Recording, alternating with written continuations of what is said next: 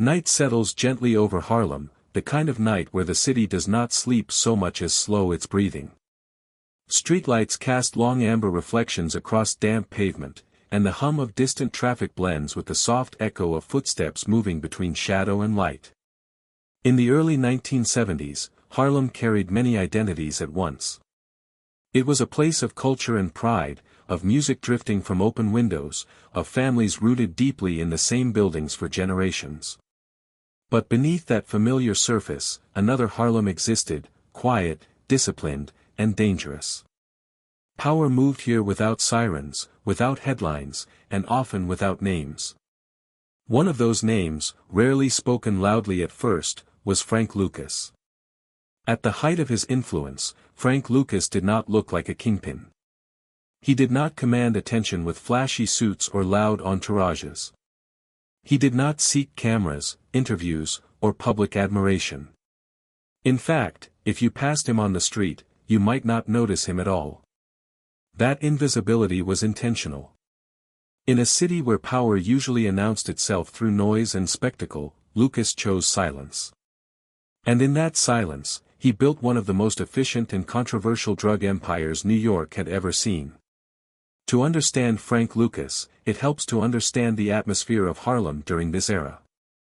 By the late 1960s and early 1970s, the neighborhood was caught between transformation and neglect. The optimism of earlier civil rights victories existed alongside unemployment, decaying buildings, and an undercurrent of frustration. Drugs were already present, but the structures that controlled them were shifting. Old rules were fading. New players were testing boundaries. And in moments like these, when systems weaken and expectations change, men who are patient often rise faster than those who are loud. Lucas watched all of this quietly. He had learned long before that survival depended on observation. Harlem was not just a place to live, it was a living organism, one that rewarded those who understood its rhythms. People came and went. Crews rose and fell. Police pressure increased and faded. But the streets always remembered. Lucas understood that memory could be either a shield or a weapon. What made his story especially unsettling was not just the scale of what he achieved, but how methodically he did it. While others fought over corners, Lucas focused on supply. While rivals competed for reputation, he invested in control. He believed that true power did not need to be displayed because it could be felt without explanation. That philosophy would allow him to dominate Harlem's heroin trade at a time when even the Italian mafia struggled to maintain order. Yet from the very beginning, there was a quiet contradiction at the center of his empire. The same discipline that allowed Lucas to rise also planted the seeds of his fall. The same silence that protected him eventually isolated him. And the same control he sought over every part of his operation made his collapse unavoidable once the pressure arrived. This story is not one of sudden violence or cinematic chaos. It unfolds slowly, almost gently, like a long night that deepens hour by hour. It is a story shaped by patience, by long waits, by careful listening. Frank Lucas did not wake up one morning as the most powerful drug dealer in Harlem. His rise was gradual, built over years of restraint and learning. And when the fall came, it did not arrive all at once either. It came in small cracks, barely visible at first. There is also the question of myth. Over time, Frank Lucas became larger than the man himself. Stories grew around him, some true, some exaggerated, some entirely invented. Tales of military coffins, secret alliances, and untouchable power circulated widely, especially decades later when his name entered popular culture. But beneath the legend lived a human being shaped by fear, ambition, loyalty, and loss. Stripping away the myth does not make the story smaller. If anything, it makes it heavier. In Harlem, legends often form because people are searching for meaning in hardship. Figures like Lucas become symbols, of resistance, of exploitation, of success, of destruction, sometimes all at once. To some, he represented independence in a world controlled by outsiders. To others, he embodied the devastation that drugs brought into their homes. Both views existed at the same time, and neither can be ignored. As this story unfolds, it will move slowly through these contradictions. It will linger in moments rather than rush past them. It will return often to the streets of Harlem, not as a backdrop, but as an active presence shaping every decision. The city listens, remembers, and responds. And for a long time, it seemed to accept Frank Lucas as one of its quiet rulers. But power gained in shadows rarely remains invisible forever. Attention, once avoided, has a way of finding its target. Small choices accumulate. Patterns emerge. And even the most carefully constructed empire begins to cast a shadow large enough to be noticed. In 1975, the year that marks the turning point of this story, the silence around Frank Lucas began to break. Investigators started asking the right questions. Rivals started making desperate moves. And the streets, which had once whispered his name with respect or fear, began to sense that something was shifting. This is not just the story of a man who rose and fell. It is the story of an environment that allowed such a rise to happen, and the inevitable cost that followed. It is about patience mistaken for permanence, control mistaken for safety, and silence mistaken for invisibility. As the night deepens over Harlem, and the city continues its slow, restless breathing, the foundations of an empire begin to tremble, quietly at first, almost imperceptibly, long before anyone realizes that it cannot last. Long before Frank Lucas ever set foot on the streets of Harlem, his world was shaped by a very different kind of silence. It was the silence of rural North Carolina, where the land stretched wide and flat, and the weight of history pressed down quietly on those who lived there. Born in 1930 in La Grange, a small town marked by poverty and rigid racial divisions, Lucas grew up in an environment where survival was not guaranteed and dignity was often denied. Life moved slowly, but danger did not always announce itself. It simply existed, woven into daily routines, into who was allowed to speak and who was expected to look away. For a young black boy in the Jim Crow South, the rules were clear and unforgiving. Opportunities were scarce, education was limited, and the boundaries of behavior were enforced not just by law, but by fear. Lucas later spoke of hunger as a constant companion during his childhood. Food was never abundant, and security was fragile. Families relied on one another, but even that sense of community was overshadowed by an awareness that violence could arrive without warning. One event in particular would leave a permanent mark on Lucas's understanding of the world. As a child, he witnessed the killing of a black man by members of the Ku Klux Klan. The man's only crime was defying the racial order, refusing to submit, refusing to lower his gaze. The killing was public, brutal, and deliberate. No one intervened. No one was punished. For Lucas, this moment became a lesson etched into memory: power belonged to those who enforced it, and justice was not something that could be expected to arrive on its own. The impact of that moment cannot be overstated. It taught Lucas that fear was a tool, and that control often came through intimidation rather than fairness. It also planted a deep sense of anger, mixed with a cold understanding of reality. He learned that weakness invited violence, and that survival required strength, whether moral, physical, or strategic. These ideas did not turn him into a criminal overnight, but they formed the lens through which he would later view the world. Lucas's family life offered little relief from the pressures of his surroundings. His parents worked hard but struggled constantly. The future seemed narrow, defined by labor and limitation. There were no clear paths upward, no visible examples of success that did not involve submission. In this environment, ambition had nowhere to go. It either hardened into resentment or lay dormant, waiting for an opening. As Lucas entered adolescence, he became increasingly restless. The South felt like a cage, one that demanded obedience without offering reward. Stories of the North, of New York, Chicago, and other cities, circulated through communities like promises whispered in the dark. These places were described as harsh, but free, dangerous but full of possibility. For someone like Lucas, who had already learned that safety was an illusion, danger did not deter him. If anything, it felt familiar. When he eventually made the decision to leave North Carolina, it was not dramatic. There was no farewell, no ceremony. It was simply a recognition that staying meant accepting a life he did not want. He boarded a bus with little money and even fewer guarantees, carrying with him the lessons of fear, discipline, and resentment that would later define his choices. The North did not erase his past, but it gave him space to reframe it. In Harlem, racial oppression existed in different forms, but it was no longer enforced through open terror. Power dynamics were more complex, more fluid.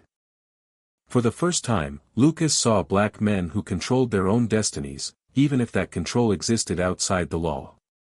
That contrast was striking. It suggested that power was not just something imposed, it could be taken.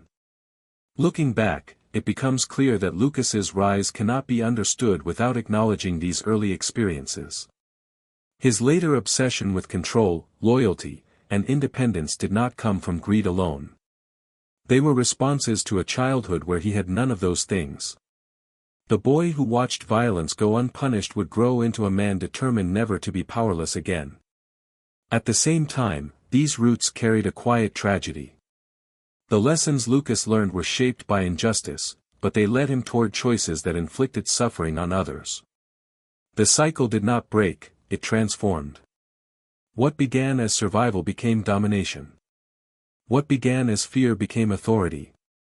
As the memory of North Carolina receded into the background, its influence remained constant. The discipline Lucas admired, the silence he trusted, and the ruthlessness he accepted all traced back to those early years. Harlem would offer him opportunity, but it was the South that taught him how to seize it. And so, as he stepped into the streets of New York, Frank Lucas did not arrive as an empty vessel. He arrived already shaped by violence, already convinced that the world rewarded those who controlled it. The empire he would one day build had its foundations laid not in Harlem, but in the quiet fields and unmarked graves of the place he left behind. When Frank Lucas arrived in New York City, the noise alone was enough to feel overwhelming. After the slow, heavy silence of rural North Carolina, Harlem seemed to vibrate with constant motion. Buses groaned at intersections, music spilled from doorways, voices overlapped in arguments and laughter, and the streets pulsed with a kind of restless energy that never fully settled. It was the late 1940s, and Harlem stood at a crossroads, caught between its cultural legacy and an uncertain future. For Lucas, this was not just a new city, it was an entirely new way of existing. At first, survival took precedence over ambition. Lucas slept wherever he could, relying on acquaintances and chance connections. Money was scarce, and legitimate work offered little security or dignity. Like many newcomers, he quickly learned that Harlem rewarded resourcefulness. Small hustles were everywhere, carrying packages, running errands, watching doors, collecting numbers bets. None of these activities made anyone rich, but they provided something Lucas valued deeply: independence. What set Lucas apart was not immediate brilliance or charisma, but patience. He did not rush into danger. He watched how others moved, who spoke loudly and who stayed quiet, who seemed protected and who disappeared suddenly. Harlem was full of lessons for those willing to observe. Every block told a story, and every story carried warnings. Crime in Harlem during this period was not chaotic in the way outsiders often imagined. It was structured, governed by unspoken rules and long-standing relationships. Italian crime families controlled much of the supply flowing into the city, while local figures managed distribution and enforcement. Violence existed, but it was often calculated rather than impulsive. Lucas noticed that the men who lasted the longest were not the most aggressive, but the most disciplined. His early brushes with crime were small and cautious. He ran errands for local operators, learned how money changed hands, and how respect was earned, or lost.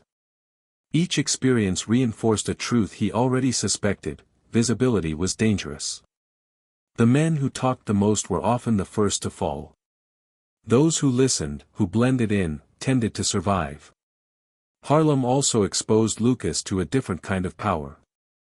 Unlike the South, where authority was enforced through fear and racial hierarchy, New York offered pockets of autonomy. Black-owned businesses thrived alongside underground operations. Community leaders, hustlers, musicians, and activists shared the same streets.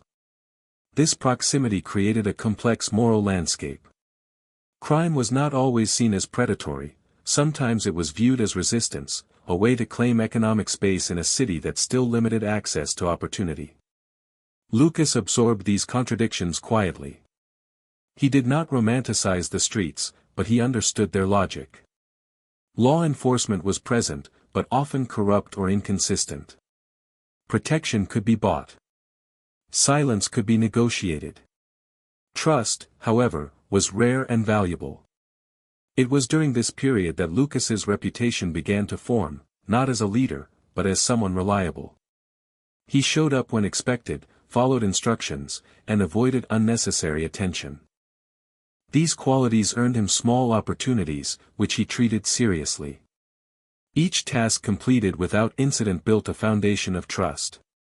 The turning point came when Lucas crossed paths with Ellsworth "Bumpy" Johnson, Harlem's most powerful underworld figure. Their meeting was not dramatic. There was no immediate promise of greatness.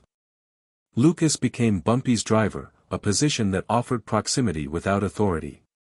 To many, it might have seemed insignificant. To Lucas, it was invaluable. From the driver's seat, Lucas gained access to conversations he was never meant to participate in. He listened as deals were discussed, conflicts resolved, and strategies planned. Bumpy Johnson was calm, articulate, and deeply respected. He did not raise his voice or flaunt his power. He commanded loyalty through consistency and fairness, qualities Lucas recognized as rare. Driving Bumpy also meant observing how power truly operated. Bumpy interacted with politicians, police, and members of the Italian mafia with equal composure. He understood when to push and when to yield. Lucas learned that strength did not always mean dominance, sometimes it meant restraint. These lessons reshaped Lucas's ambitions. He no longer saw crime as a series of isolated acts, but as a system.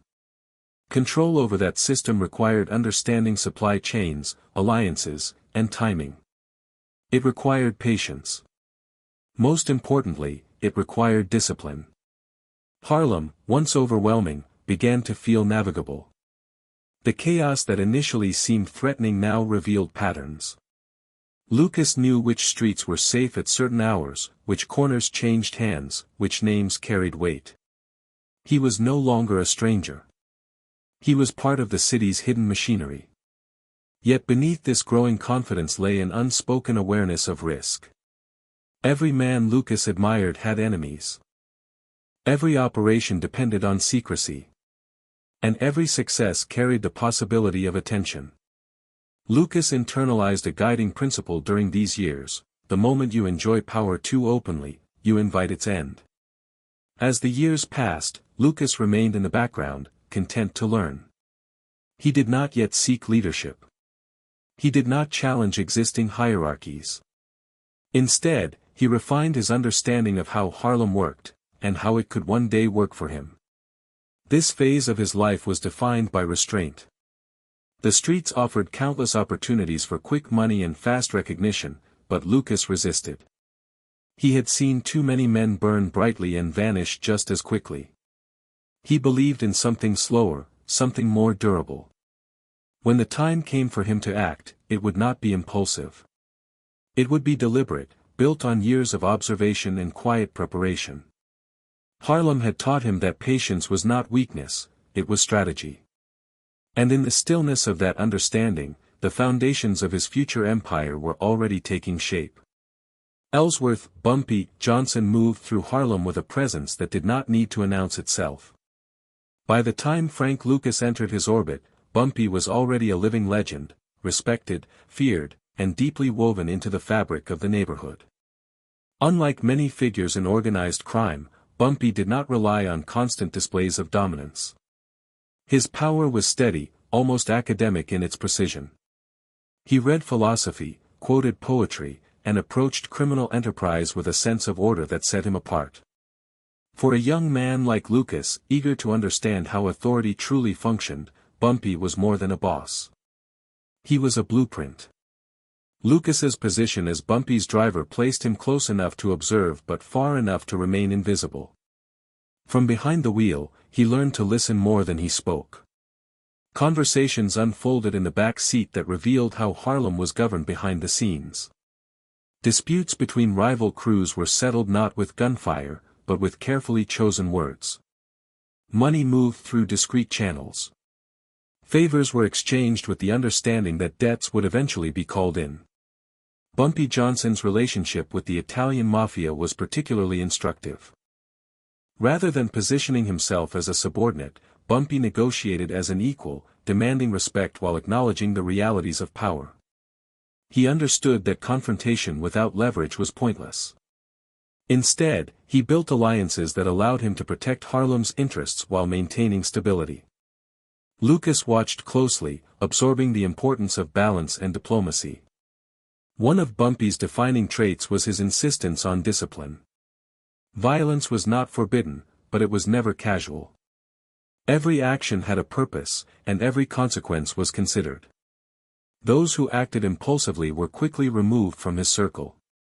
Loyalty, once earned, was fiercely protected. Betrayal, on the other hand, was met with swift and decisive response. For Lucas, these principles resonated deeply. Growing up in the South had taught him that chaos favored the powerful, but Harlem under Bumpy showed him that order could be just as effective. Power did not have to be loud to be absolute. It could be quiet, consistent, and unyielding. Beyond business, Bumpy also carried himself with a sense of dignity that defied stereotypes. He dressed well but not extravagantly.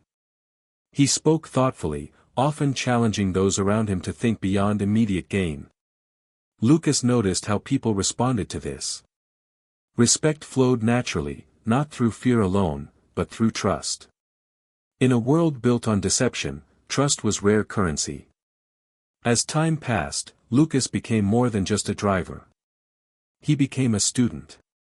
He learned how Bumpy maintained influence without drawing unnecessary attention from law enforcement. He learned the value of patience, of waiting for the right moment rather than forcing outcomes. Most importantly, he learned that true leadership meant being willing to stand alone if necessary. Bumpy's health began to decline in the later years of their association, but his mind remained sharp. Even as his body weakened, his grip on Harlem remained firm. Lucas observed how aging changed the dynamics of power. Younger men grew restless, eager to prove themselves. Rivals tested boundaries. Through it all, Bumpy remained calm, relying on his reputation and relationships to maintain order. These final years were especially formative for Lucas. He understood that Bumpy's era was coming to an end, whether through age or circumstance. The question was not if change would come, but who would be prepared for it. Lucas did not rush to position himself. He continued to watch, to learn, to wait. When Bumpy Johnson died in 1968, the effect on Harlem was immediate. The loss created a vacuum that could not be filled easily. Without his steady hand, old tensions resurfaced. New players emerged, each eager to claim territory and influence. The delicate balance Bumpy had maintained began to fracture. For Lucas, this moment marked the end of an apprenticeship and the beginning of something far more dangerous. He had spent years learning under a man who understood power better than most. Now, he faced a choice: remain a background figure in a rapidly changing landscape, or step forward and apply the lessons he had learned. What made Lucas's path unique was not ambition alone, but preparation. While others rushed to assert dominance, he focused on structure. He remembered Bumpy's insistence on discipline, his respect for strategy, his belief in quiet control. These were not just memories, they were tools.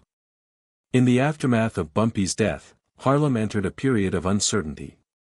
Alliances shifted, and trust became harder to secure. Lucas navigated this environment carefully, avoiding unnecessary conflict. He understood that chaos created opportunity, but only for those who could manage it. The influence of Bumpy Johnson on Frank Lucas cannot be overstated. Without that mentorship, Lucas might have become just another hustler, rising briefly before falling. Instead, he emerged with a blueprint for building something more enduring, an empire rooted in discipline, silence, and control. Yet even as Lucas carried Bumpy's lessons forward, he would eventually diverge from his mentor's path. Where Bumpy had valued balance, Lucas would pursue independence. Where Bumpy worked within existing structures, Lucas would seek to bypass them entirely. These choices would bring unprecedented success, and unimaginable consequences. As Harlem adjusted to life without its quiet king, Frank Lucas stood at the edge of possibility.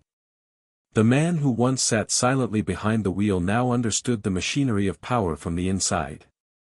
And in the stillness left by Bumpy Johnson's passing, Lucas began to imagine a new order, one that would reshape Harlem in ways few could yet foresee. After the passing of Bumpy Johnson, Harlem entered a period that felt unsettled, as though the neighborhood itself were holding its breath. The familiar rhythms of power no longer moved with the same confidence. Old alliances weakened, younger figures tested boundaries, and the unspoken rules that had governed the streets for decades began to blur. For many, this uncertainty bred recklessness. For Frank Lucas, it became a classroom. He did not rush to fill the vacuum left behind. Instead, he remained deliberately still, watching how others responded to the absence of leadership. Some men grew louder, eager to announce themselves as heirs to Bumpy's influence. Others became paranoid, tightening their crews and lashing out at perceived threats. Lucas observed both reactions carefully, noting their weaknesses. In chaos, he saw patterns. In impatience, he saw opportunity. This period of waiting was not passive. Lucas was constantly gathering information: who controlled which corners, who had access to supply, who was desperate, and who was disciplined. He understood that power did not come from visibility but from leverage. Every relationship was measured not by emotion but by usefulness and reliability. Trust was extended sparingly, and only when it could be verified. Harlem's criminal ecosystem was complex. Numbers runners still operated openly, while heroin distribution shifted quietly beneath them. The Italian mafia maintained control over much of the supply chain, but their grip was not absolute. Internal disputes and generational changes weakened their dominance. Lucas recognized these fractures and began to imagine alternatives. The idea of independence, once theoretical, started to take shape. During this time, Lucas refined his personal code. He avoided unnecessary violence, not out of mercy, but out of calculation. Every act of aggression attracted attention, and attention invited scrutiny. He preferred quiet solutions, financial incentives, strategic withdrawals, and selective partnerships. His goal was not to win battles, but to avoid them entirely. Money came slowly but steadily. Lucas reinvested what he earned, resisting the temptation to display wealth. He lived modestly, blending into the neighborhood. This invisibility was intentional. He understood that reputation could be a liability. The less people knew, the safer he remained. Lucas also began building a small, tightly controlled inner circle. Loyalty was tested over time, through consistency rather than grand gestures. He favored family members and individuals with something to lose, believing they would be less likely to betray him. This approach mirrored Bumpy Johnson's emphasis on trust but added an extra layer of insulation. What distinguished Lucas from others during this period was his focus on supply rather than territory. Most hustlers fought over street-level control, believing that corners equaled power. Lucas saw this as short-sighted. True power, he believed, came from controlling the source. If you controlled the supply, distribution would follow naturally. This realization did not come overnight. It was the result of years spent listening in back rooms, watching deals fall apart, and seeing how dependence shaped behavior. Lucas understood that as long as Harlem relied on external suppliers, it would remain vulnerable. Independence required control from the very beginning of the chain. As he explored this idea, Lucas encountered resistance. The existing hierarchy did not welcome disruption. The mafia had little interest in relinquishing its role, and local operators were hesitant to challenge established systems. Lucas responded not with confrontation, but with patience. He waited for moments when the system revealed its weaknesses: missed deliveries, inflated prices, inconsistent quality. These moments confirmed his suspicions. The supply chain was fragile, stretched thin by distance and divided loyalties. If someone could streamline it, eliminate unnecessary intermediaries, and offer reliability, they could dominate the market quietly. Lucas began to plan, knowing that such an undertaking would require resources, connections, and absolute secrecy. Throughout this period, he remained disciplined in his personal life. He avoided excessive indulgence, kept his routines predictable, and limited his exposure. This consistency allowed him to think clearly, to plan long-term rather than react emotionally. He believed that success was less about brilliance and more about control. The streets continued to shift around him. New drugs emerged, competition intensified, and law enforcement adapted. Lucas paid attention to these changes, understanding that timing was everything. Acting too early would draw attention. Acting too late would forfeit opportunity. He waited for the precise moment when conditions aligned. This extended period of observation and preparation shaped Lucas's identity. He was no longer merely a survivor or an apprentice. He had become a strategist.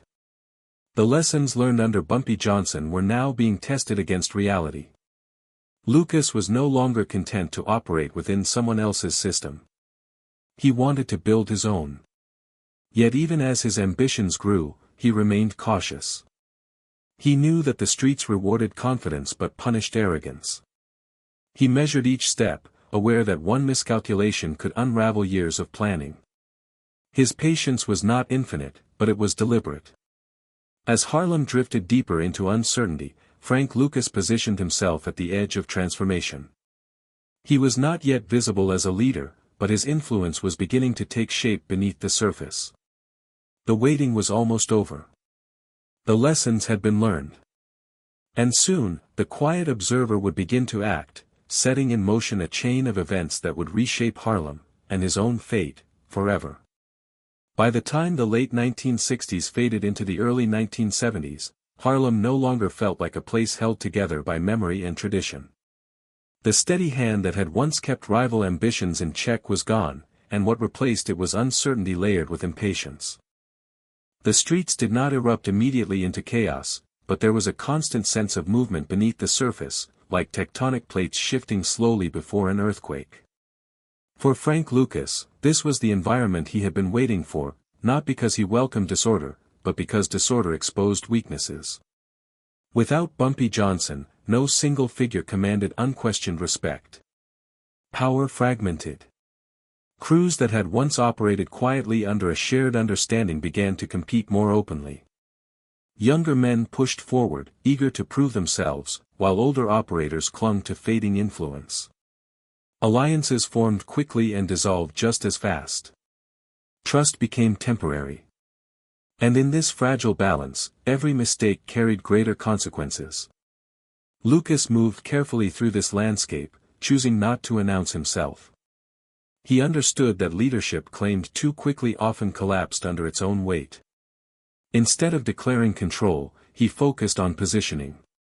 He strengthened relationships with those who mattered quietly: transporters, accountants, intermediaries, people whose names were rarely spoken but whose absence could bring operations to a halt.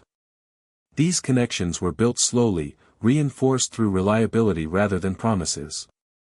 What set Lucas apart during this period was his ability to see beyond Harlem itself. While others remained focused on blocks and neighborhoods, he was thinking about systems.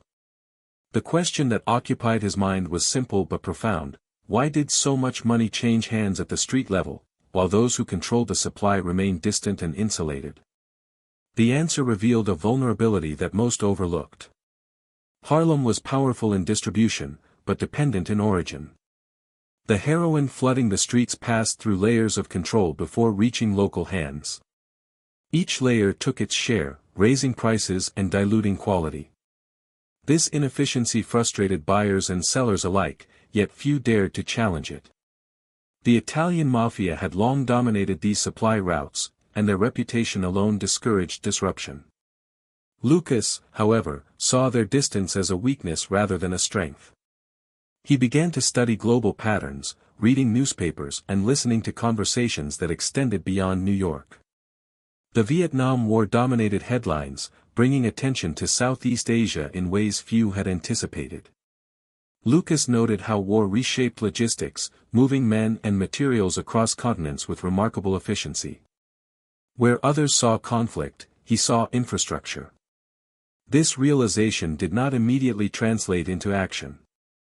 Lucas knew that ambition without preparation was dangerous. Instead, he continued to refine his understanding of supply and demand. He paid attention to quality complaints, to delivery delays, to pricing fluctuations. Each inconsistency reinforced his belief that the existing system was vulnerable to disruption. At the same time, he tightened his inner circle. Family members became increasingly involved, not out of sentimentality, but strategy. Blood ties reduced the risk of betrayal, and shared stakes ensured loyalty. Lucas believed that trust could not be outsourced. It had to be built into the structure itself. The streets responded to his quiet influence. Word spread that Lucas paid fairly, that he did not tolerate chaos, and that his operations ran smoothly.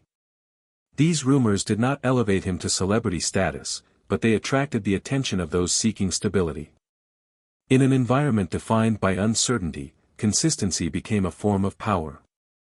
Law enforcement, meanwhile, remained largely focused on visible targets. Flashy dealers, violent crews, and public figures drew attention. Lucas's restraint shielded him. He avoided patterns that could be easily tracked and kept his operations compartmentalized. No single individual understood the entire system. Information flowed upward slowly, deliberately. This period marked a shift in Lucas's self-perception. He was no longer merely reacting to circumstances. He was shaping them. The lessons learned under Bumpy Johnson had matured into a philosophy of independence. Where Bumpy had negotiated within existing frameworks, Lucas envisioned bypassing them entirely. The risk was immense. Challenging established supply chains invited retaliation. Failure would not be forgiven. Lucas weighed these dangers carefully, understanding that the margin for error was thin. Yet the potential rewards were unprecedented. Control over supply meant control over pricing, quality, and loyalty. It meant independence not just from rivals, but from the very systems that constrained Harlem's underworld. As his plans took shape, Lucas remained outwardly unchanged. He dressed modestly, avoided public disputes, and maintained a low profile. This consistency masked the transformation underway. Beneath the surface, he was preparing to execute a strategy that would alter the balance of power in New York. The vacuum left by Bumpy Johnson had not been filled by a single successor. Instead, it had created space for a new kind of leadership, one defined not by charisma or intimidation, but by structure and vision. Lucas understood that empires built on noise collapsed quickly. His would be built on silence. By the early 1970s, the pieces were nearly in place. Connections had been made. Trust had been tested. The weaknesses of the existing system were clear. All that remained was the moment to act. When that moment arrived, it would not be announced. There would be no warning, no declaration. The change would be felt gradually, as supply stabilized, prices shifted, and loyalty realigned.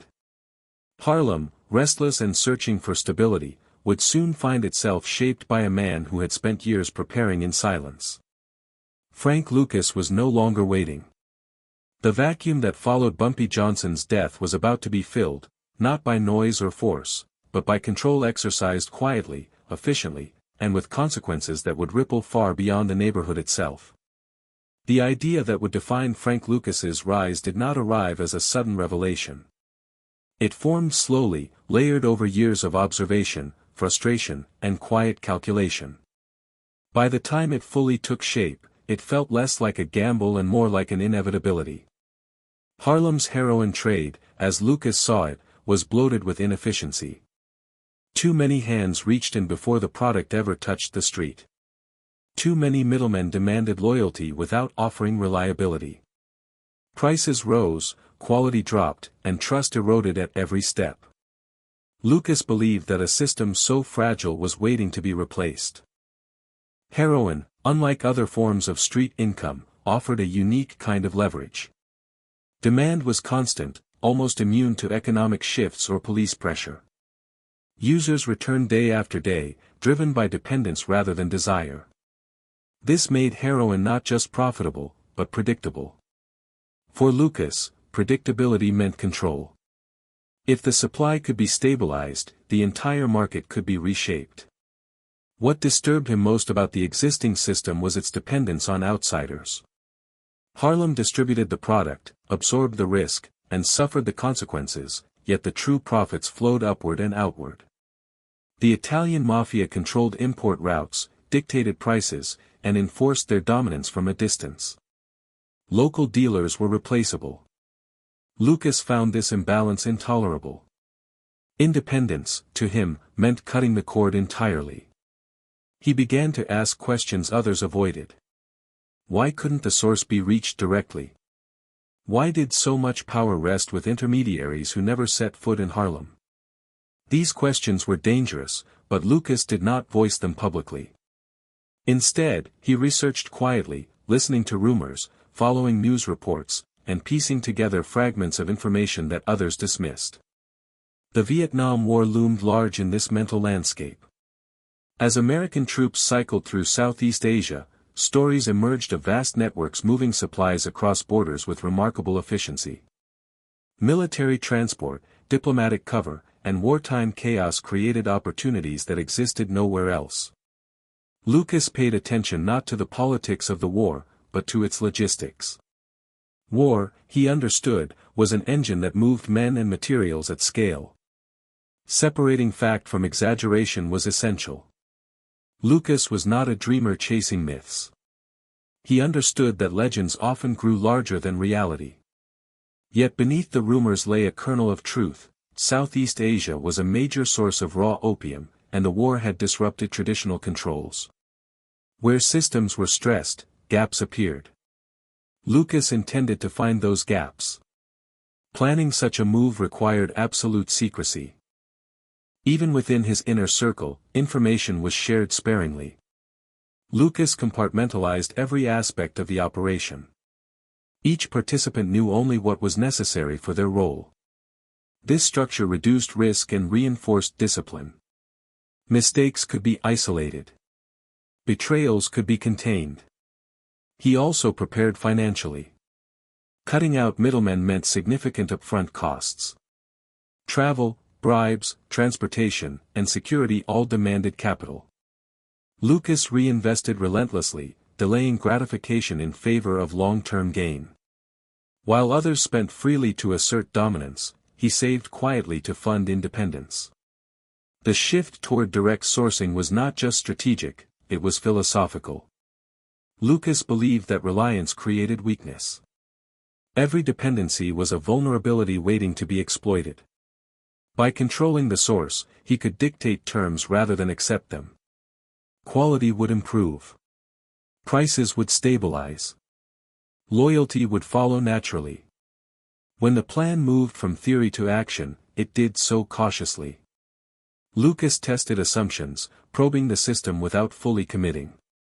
Small shipments, discrete contacts, and incremental expansion allowed him to refine the process. Each success reinforced his confidence. Each setback offered lessons without exposing the entire operation. The product that emerged from this new approach was different.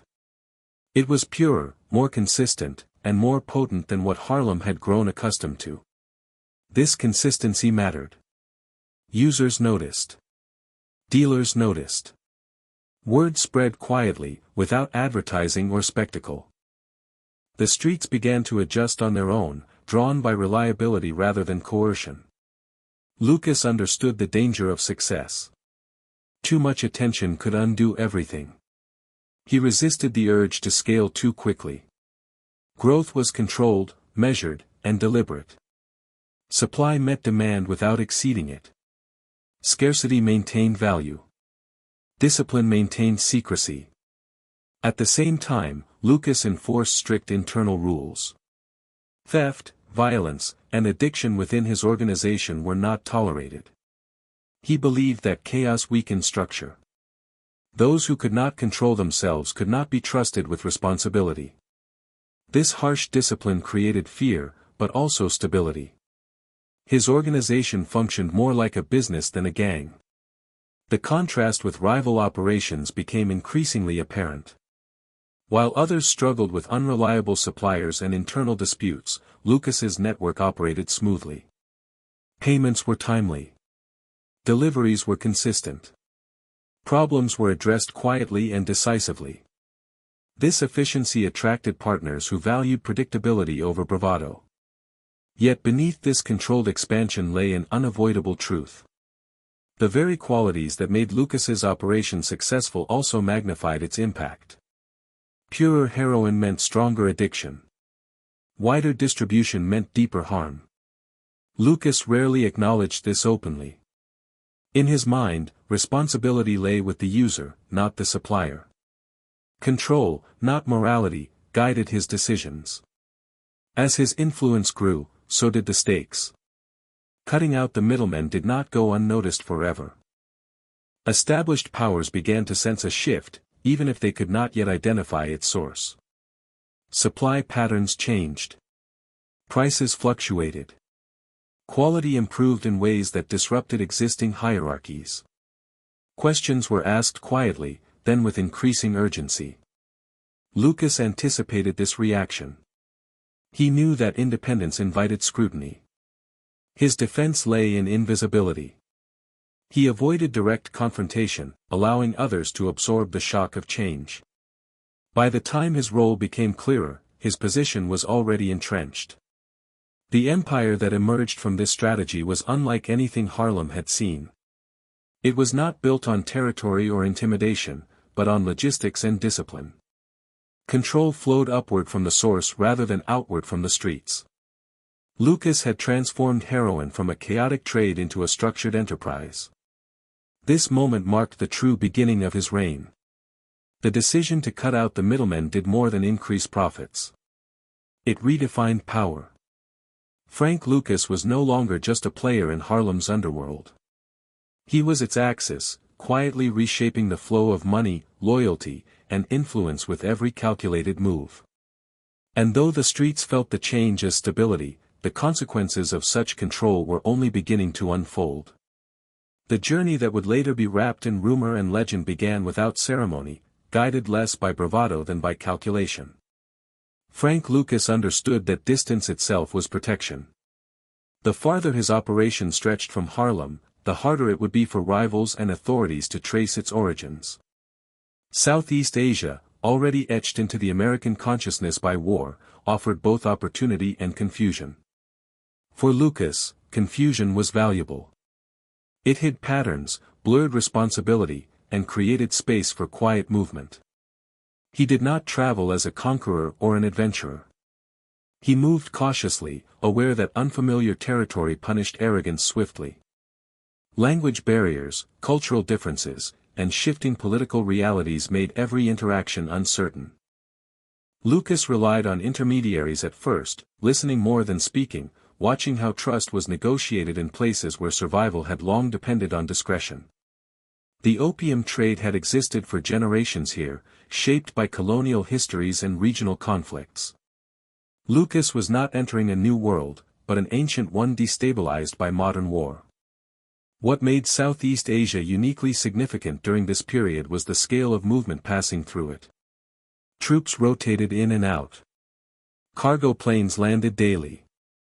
Supplies flowed continuously, often without thorough inspection. War created urgency, and urgency created oversight gaps. Lucas did not invent these conditions, he recognized them. The machinery of conflict was indifferent to what moved through it, as long as movement continued. Over time, stories would grow around his methods, especially the infamous tales involving military coffins. Some elements were exaggerated, others misunderstood, and some remain impossible to verify completely. What matters more than the specifics is the principle behind them. Lucas sought concealment within legitimacy. By embedding illicit supply within sanctioned systems, he reduced the risk of exposure. It was not a matter of defying authority openly, but of slipping unnoticed through its blind spots. Negotiations with suppliers required patience and humility. Lucas did not arrive demanding control. He framed himself as a partner, someone offering access to a vast market in exchange for reliability. Payment was prompt. Expectations were clear. Violence was avoided. In regions accustomed to exploitation and broken promises, consistency mattered.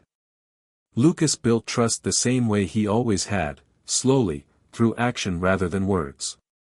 The product he sourced was raw and potent, requiring refinement before it could reach the streets. This added another layer of complexity. Processing demanded skill, equipment, and secrecy. Lucas coordinated these steps with precision, ensuring that each phase was isolated from the next. No single point of failure could unravel the entire chain. Redundancy was built into the system, protecting it from disruption. Distance also tested loyalty. The farther operations stretched, the harder it became to maintain discipline. Lucas countered this by centralizing control. Decisions flowed from the top downward, while information moved upward selectively. This asymmetry preserved authority. Those involved understood their roles but rarely saw the full picture. Fear of the unknown reinforced obedience. As shipments began moving consistently, the impact in Harlem became noticeable. Supply stabilized. Quality improved. Prices reflected confidence rather than scarcity. Dealers who once struggled with unreliable deliveries found themselves dependent on Lucas's network. This dependence translated into loyalty, even among those who never met him. Yet success carried its own dangers. Each successful shipment increased the risk of detection. Patterns, no matter how subtle, eventually draw attention. Lucas responded by varying routes, adjusting timing, and rotating personnel. Nothing became routine. Predictability was treated as an enemy. The war itself was changing. Public sentiment shifted. Scrutiny increased. Systems tightened. Lucas adapted continuously, aware that the window of opportunity would not remain open forever. He accelerated where possible, securing as much advantage as he could while conditions allowed. Morality rarely entered his calculations. Lucas viewed the trade through the lens of supply and demand. He believed that if he did not fill the gap, someone else would. This rationale insulated him from guilt, allowing him to focus solely on efficiency. Yet the consequences of his success were undeniable. Addiction deepened. Communities suffered. These effects rippled outward, far beyond the spreadsheets and logistics that defined his daily decisions. Back in New York, whispers grew louder. The Italian mafia noticed disruptions they could not fully explain. Law enforcement began connecting dots, though the picture remained incomplete. Lucas's distance shielded him, but it also isolated him. He relied increasingly on systems rather than relationships, on structure rather than trust. The Southeast Asia connection represented the peak of Lucas's innovation. It was the moment when his vision fully materialized, transforming him from a local operator into a global one. Few before him had attempted such direct control, and fewer still had succeeded. The scale of the operation elevated him beyond Harlem, even as he remained physically rooted there. But distance has a way of distorting perception. From afar, success can feel permanent. Lucas believed his structure was resilient enough to withstand pressure. He had accounted for risk, planned for disruption, and insulated himself from exposure. Yet the very complexity that protected his empire also made it vulnerable. The more moving parts involved, the more chances for failure. As the war edged toward its conclusion and global attention shifted, the conditions that had enabled Lucas's ascent began to change. Oversight increased. Curiosity turned into investigation. The blind spots narrowed. Lucas sensed this shift but remained committed to his path. Retreat would signal weakness. Adaptation was the only option. The Southeast Asia chapter of his story is often told with awe or disbelief, but at its core, it reflects the same principles that guided Lucas from the beginning: patience, discipline, and an unwavering belief in control. He had reached farther than anyone expected, building an empire that spanned continents. Yet even as it expanded outward, the tension at its center grew tighter. The further the reach, the harder the fall would eventually be. For now, however, the system held. Shipments arrived. Money flowed. Harlem adjusted. Frank Lucas had achieved what few imagined possible. But history has a way of reminding even the most careful architects that no structure, no matter how well designed, exists beyond the reach of consequence. When the product finally reached Harlem in its new form, the change was subtle at first. There were no announcements, no banners, no sudden eruptions of violence to signal a shift in power. Instead, the streets adjusted quietly, as they often did, responding not to words but to results. The heroin looked different, felt different, and most importantly, behaved differently. It was stronger, more consistent, and frighteningly reliable. Those who used it noticed immediately. Those who sold it understood even faster. The name that would come to define this transformation, Blue Magic, was chosen with care. It suggested something rare, almost elegant, while concealing the damage beneath its surface. Branding mattered more than many realized. In a crowded market flooded with unreliable product, a recognizable name became a promise. Blue Magic meant purity. It meant consistency. It meant that the buyer would not be disappointed. That promise, once established, spread faster than any advertisement ever could. Frank Lucas understood the psychology behind this. Trust in the drug trade was fragile, easily broken by bad batches or missed deliveries.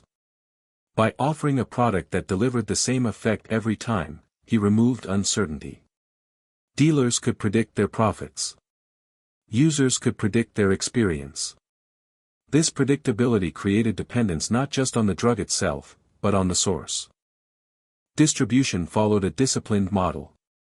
Lucas did not flood the streets indiscriminately. Supply was carefully measured, released in controlled quantities to maintain demand without triggering alarm. This restraint protected the brand. Scarcity increased value. Excess invited scrutiny. Balance was essential. Those who worked within the system were held to strict standards. Cutting the product was discouraged, sometimes punished.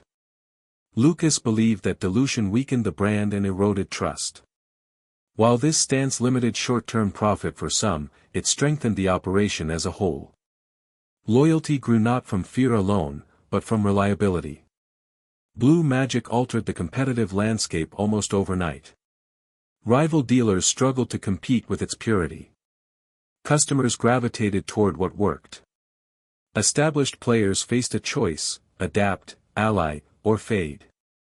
Some attempted to imitate the product, but consistency proved difficult to replicate without control of the source. Others sought alliances, drawn by the stability Lucas offered. This shift did not go unnoticed by the Italian mafia. For decades, they had controlled the flow of heroin into New York, maintaining influence through supply. Blue Magic disrupted this balance. Suddenly, a local operator had access to product that rivaled or surpassed what they could provide. The power dynamic shifted subtly but significantly. Lucas responded to this tension with caution. He did not seek confrontation. He avoided public displays of dominance and maintained a low profile. His goal was not to replace the mafia, but to bypass them. Conflict would only attract attention. Silence remained his shield. As blue magic spread, its impact on Harlem deepened. Addiction intensified. The drug's purity made overdoses more likely, though this reality was rarely acknowledged openly. The streets absorbed the damage quietly, family by family, block by block. Lucas's operation, efficient and detached, remained insulated from these consequences. For Lucas, the brand represented success measured in control rather than chaos. Each successful transaction reinforced his belief that he had mastered the system. He took pride in the discipline of his organization, in its ability to function without unnecessary violence. Yet this pride carried a dangerous edge. Confidence, once internal, began to surface. There were moments when Lucas allowed himself small displays of success. Better clothing. Occasional indulgences. These were not yet extravagant, but they marked a shift. The man who once blended seamlessly into the background began to feel untouchable. The streets whispered his name more frequently. Reputation, once avoided, became unavoidable. Blue magic also drew the attention of law enforcement, though indirectly at first. Hospital admissions rose. Street-level arrests revealed a consistent product appearing across multiple neighborhoods. Investigators began to suspect a centralized source. The pattern was faint but growing clearer. Lucas countered this by further compartmentalizing his operation. Distributors were isolated from suppliers. Money flowed through trusted channels. Communication remained indirect. Each layer added protection, but also complexity. Complexity increased the chance of error. Despite these risks, blue magic continued to dominate. Its reputation became self-sustaining. Even those who despised what it represented could not deny its influence. It had reshaped Harlem's drug economy, replacing chaos with structure, unpredictability with control. This control, however, came at a cost. The more central Lucas became to the system, the more vulnerable it grew. Dependency worked both ways. If he faltered, everything would falter. The empire's strength lay in its cohesion, but that cohesion depended entirely on one man's ability to remain unseen. As blue magic reached its peak, Frank Lucas stood at the center of a machine he had built meticulously. From sourcing to branding to distribution, every piece reflected his philosophy. He had proven that power did not require noise. It required precision. Yet the streets have a way of remembering consequences long after profits are counted. Blue magic's legacy was not just financial success or criminal innovation. It was addiction, loss, and quiet devastation woven into the fabric of Harlem. These effects would linger far longer than the empire itself. For now, though, the brand held firm. The system functioned. Money flowed. Loyalty remained intact. Frank Lucas had achieved something rare in the underworld, a stable monopoly built on discipline rather than fear. But stability in such a world is always temporary. And even as blue magic ruled the streets, the forces gathering against it were growing, patient and persistent, waiting for the moment when control would slip. As the flow of money increased, Frank Lucas remained outwardly unchanged, at least at first. He still walked the streets without an entourage, still avoided loud clubs and public disputes, still dressed plainly enough to blend into the background. This restraint was not humility, it was strategy. Lucas believed that money was safest when it remained invisible. The streets rewarded those who appeared ordinary, and punished those who seemed larger than life. Behind closed doors, however, the scale of his success was becoming impossible to ignore. Cash accumulated faster than it could be laundered. Bundles filled closets, drawers, and hidden compartments. Lucas stored money in places chosen for convenience rather than security, trusting that anonymity would protect him better than any guard. For a long time, it did. He avoided banks, understanding that financial institutions created records, and records created trails. Instead, money circulated through trusted hands and informal channels. Real estate purchases were limited and often placed under other names. Vehicles were practical rather than extravagant.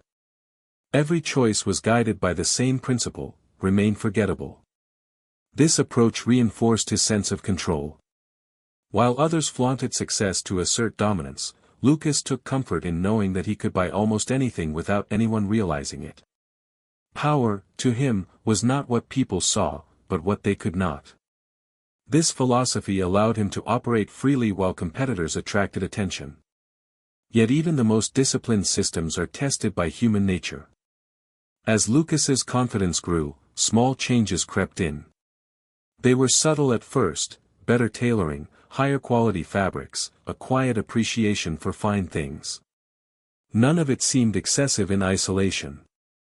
But together, they marked a shift from invisibility toward recognition. The moment that would later symbolize this shift came at a public boxing match. Surrounded by celebrities, politicians, and figures accustomed to attention, Lucas appeared wearing a lavish mink coat. The garment stood out sharply against the muted attire of those around him. For a man who had spent years avoiding notice, it was a striking departure. The coat was more than a fashion choice. It was a declaration, intentional or not. It signaled that Lucas no longer felt the need to hide. In that moment, he crossed an invisible line. Law enforcement noticed. So did rivals. The shield of anonymity cracked. Lucas later downplayed the significance of this event, but its impact was undeniable. Investigators who had struggled to connect patterns now had a face to associate with them. The quiet operator had stepped into the light, if only briefly. In the underworld, such moments are rarely forgiven. Beyond public appearances, wealth began to influence internal dynamics. Loyalty, once rooted in shared discipline, faced new pressures. Money magnified temptation. Some within Lucas's circle grew careless, indulging in excess or drawing attention in ways that threatened the operation. Lucas responded with stricter controls, but tension increased. At the same time, his isolation deepened. The more powerful he became, the fewer people he trusted. Decisions centralized further, increasing efficiency but also vulnerability.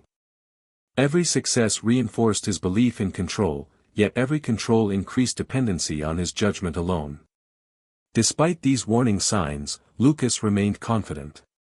The system had worked too well for too long to doubt it now. He believed that discipline would correct any deviation, that loyalty would outweigh temptation, and that attention could be managed. Law enforcement, however, was adapting. Investigators began piecing together financial inconsistencies and supply patterns. Informants whispered. Surveillance intensified. The operation's scale made total invisibility impossible. Lucas sensed pressure but believed he could stay ahead of it. Wealth also changed how others perceived him. Where once he was underestimated, he was now studied. Rivals questioned his methods. Allies questioned his intentions. The equilibrium he had cultivated began to strain under the weight of success.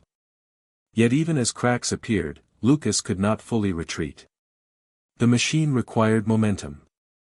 Supply had to move. Payments had to be made. Retreat would invite suspicion and challenge. He chose to push forward, trusting in the structure he had built.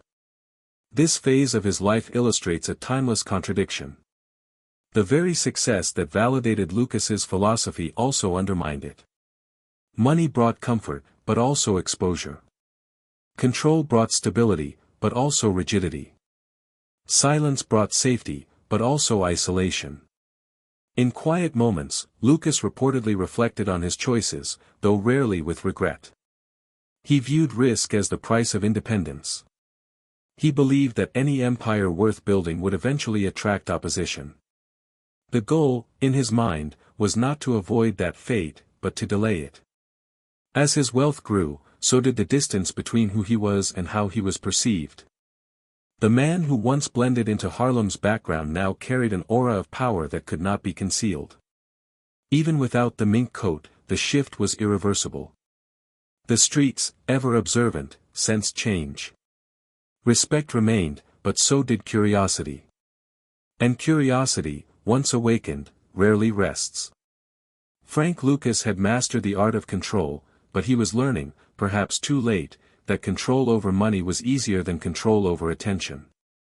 The empire still stood strong, its operations efficient and profitable. Yet beneath the surface, the foundations were under strain. The next phase of this story would not be defined by expansion, but by exposure. And in a world built on silence, exposure is often the beginning of the end. As Frank Lucas's influence expanded, it inevitably brushed up against other forces that had long shaped Harlem's underworld. Power, even when exercised quietly, creates ripples. Some of those ripples reached men who were accustomed to being seen, heard, and feared. Among them was Nicky Barnes, a figure whose approach to control could not have been more different from Lucas's.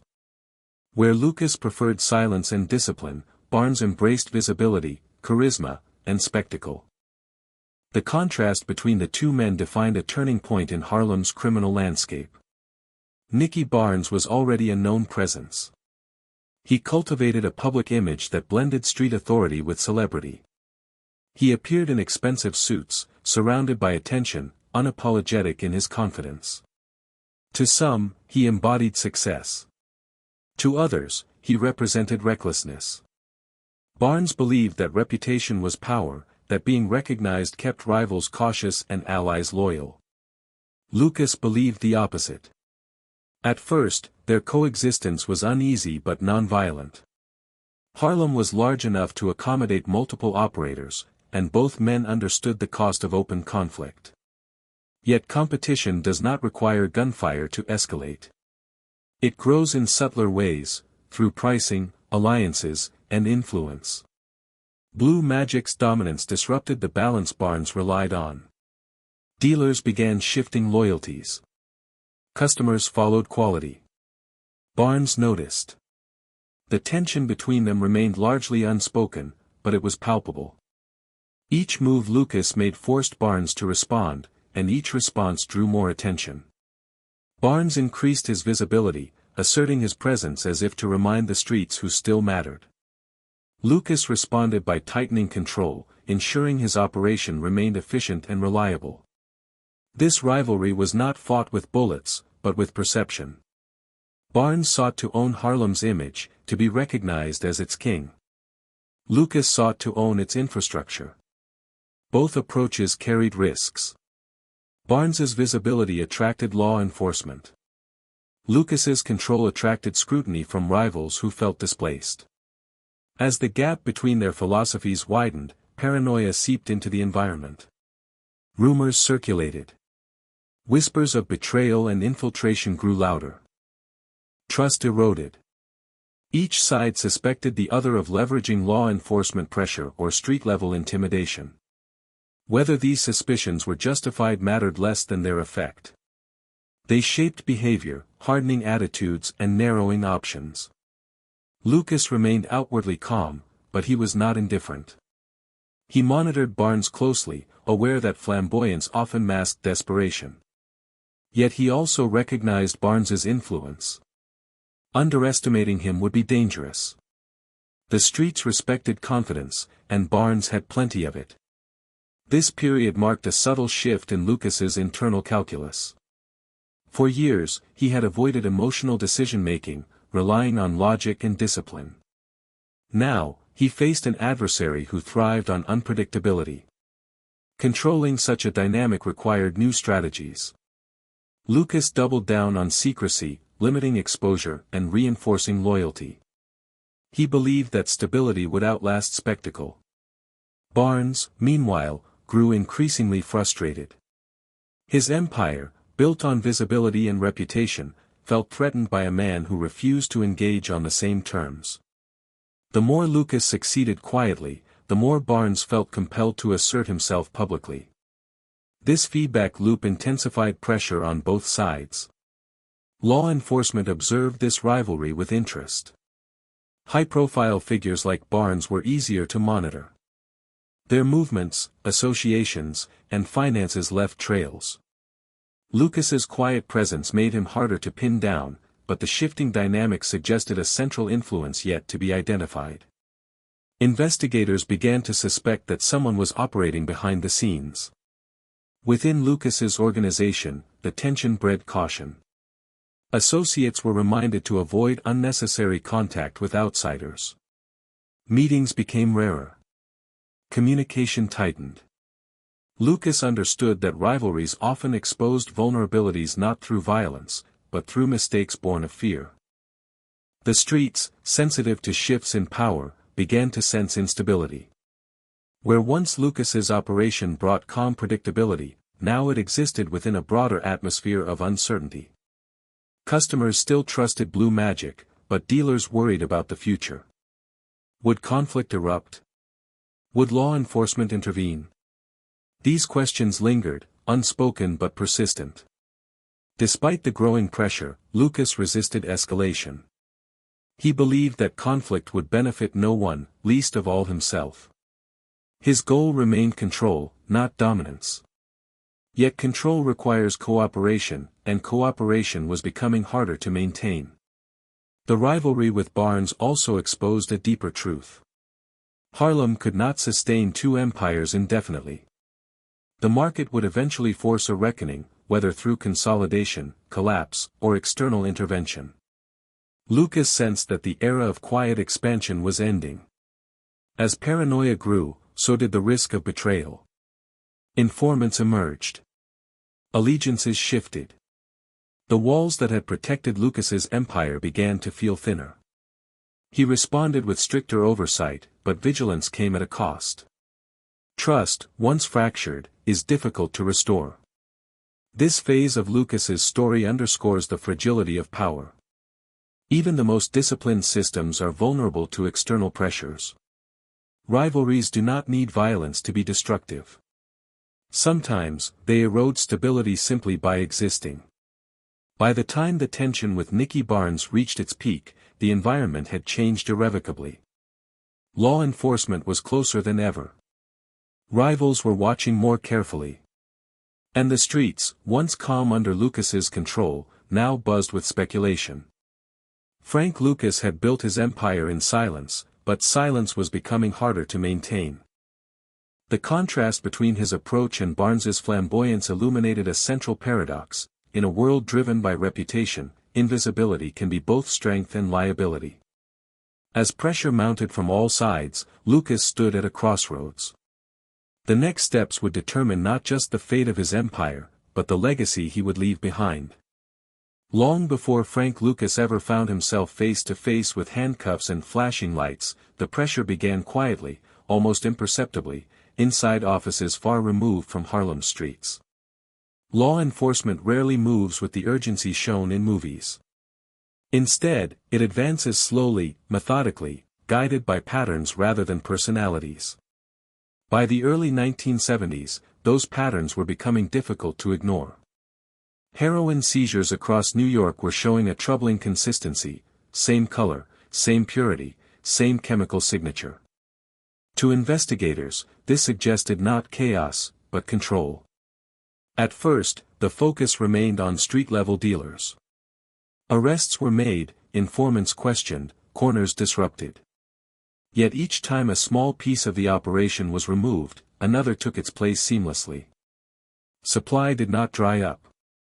Prices did not spike. In fact, stability persisted in ways that frustrated narcotics units.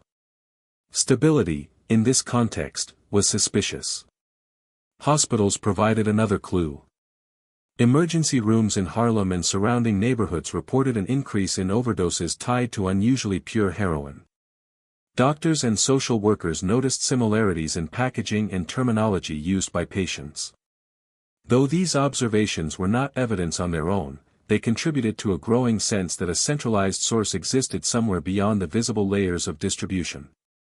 Detectives began comparing notes across precincts.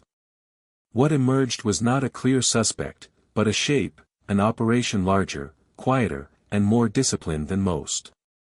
Unlike flamboyant figures who attracted attention through lifestyle and violence, this presence seemed to resist exposure. That resistance intrigued investigators. Among those drawn into the case was Richie Roberts, a detective whose approach differed from many of his peers. Roberts was methodical, analytical, and skeptical of easy conclusions.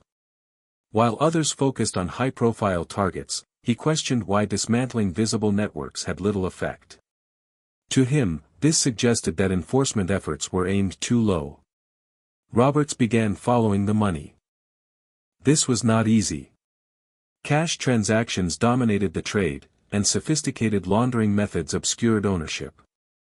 Still, inconsistencies appeared. Certain individuals lived modestly despite access to significant funds. Others displayed wealth without clear income sources. Patterns emerged, faint but persistent. Corruption within law enforcement further complicated the investigation. In New York during this period, bribery and collusion were not uncommon. Some officers protected dealers in exchange for payments. This undermined trust and distorted intelligence. Roberts recognized that identifying the true source of the heroin would require separating honest work from compromised systems. The task grew heavier as the scope widened. Federal agencies became involved, sharing intelligence and resources. The case transitioned from local nuisance to organized crime concern. Yet even with expanded attention, the central figure remained elusive. There was no clear kingpin issuing orders publicly. No dramatic power plays. Just a steady flow of narcotics that refused to be disrupted. Gradually, Frank Lucas's name surfaced, not as a headline figure, but as a recurring presence in peripheral reports. He appeared connected to multiple distributors without occupying a visible leadership role. He had few arrests. No flashy reputation. To many investigators, this made him unremarkable. To Roberts, it made him interesting. Surveillance began discreetly. Lucas was followed, observed, catalogued. His routines were consistent. His demeanor calm. He did not frequent nightclubs or high-risk environments. He met with people quietly, often briefly. These behaviors contradicted expectations of a major trafficker, but they also suggested discipline. Wiretaps were considered, but authorization required stronger evidence. Informants were cultivated, though many feared retaliation or lacked meaningful access. Each step forward was met with delay. Lucas's operation was compartmentalized, making it difficult for any one participant to provide a complete picture. As pressure increased, so did tension within the investigation itself. Frustration mounted. Some questioned whether the resources devoted to the case were justified. Others believed they were on the verge of uncovering something significant. Roberts remained focused, trusting the patterns more than the politics. Meanwhile, Lucas sensed the shift. He noticed changes in police behavior, increased surveillance, subtle disruptions. Though no direct action was taken against him, the atmosphere had changed. He responded by tightening security, limiting contact, and reinforcing protocols. The operation adapted, but adaptation itself drew attention. The streets began to feel the squeeze. Arrests increased at lower levels. Informants grew nervous. Rumors spread that authorities were closing in on something big. Lucas maintained outward calm, but the pressure was undeniable. He had always believed he could stay ahead by staying invisible. Now, invisibility felt thinner. Investigators slowly built their case, brick by brick. Financial records, travel patterns, associations, all were examined for links. Each piece alone was insufficient, but together they suggested structure. The challenge was proving it. This phase of the story underscores a critical truth about power and accountability. No empire, no matter how disciplined, exists in a vacuum. Systems that grow large enough eventually attract attention simply by functioning too well. Consistency becomes a clue. Stability becomes evidence. By the time law enforcement felt confident enough to move decisively, years had passed. The patience required to reach that point mirrored the patience Lucas had shown in building his empire. Both sides had been waiting. Both believed they understood the game. The difference lay in consequences. For Lucas, a single misstep could unravel everything. For investigators, time was an ally. As evidence accumulated and alliances formed, the balance began to shift. The walls had not yet closed in, but the room was smaller. The quiet that once protected Frank Lucas now carried a different weight. It was no longer the silence of control, but the silence before confrontation. And though he could not yet see the full shape of what was coming, the empire he had built was no longer moving unnoticed. The unraveling of Frank Lucas's empire did not begin with a dramatic raid or a sudden betrayal. It started with small, almost invisible fractures, minor deviations from routine, quiet misjudgments, moments when control loosened just enough to be noticed. Empires rarely collapse all at once. They weaken slowly, through accumulated strain, until a single touch brings everything down. As law enforcement pressure increased, Lucas's once flawless discipline became harder to maintain. The sheer size of the operation demanded constant coordination, and each added layer created another point of vulnerability. Trusted associates grew tired, anxious, or tempted. Fear altered behavior. People talked more than they should have, even when they believed they were being careful. Money, once a tool of stability, became a liability. The volume of cash circulating through Lucas's network was immense, and managing it without leaving a trail required increasingly elaborate methods. Safe houses multiplied. Couriers moved more frequently. Each movement increased exposure. The system remained functional, but its complexity made mistakes inevitable. Lucas's instinct was to tighten control. Meetings were reduced. Decisions centralized further. While this improved oversight, it also slowed response time.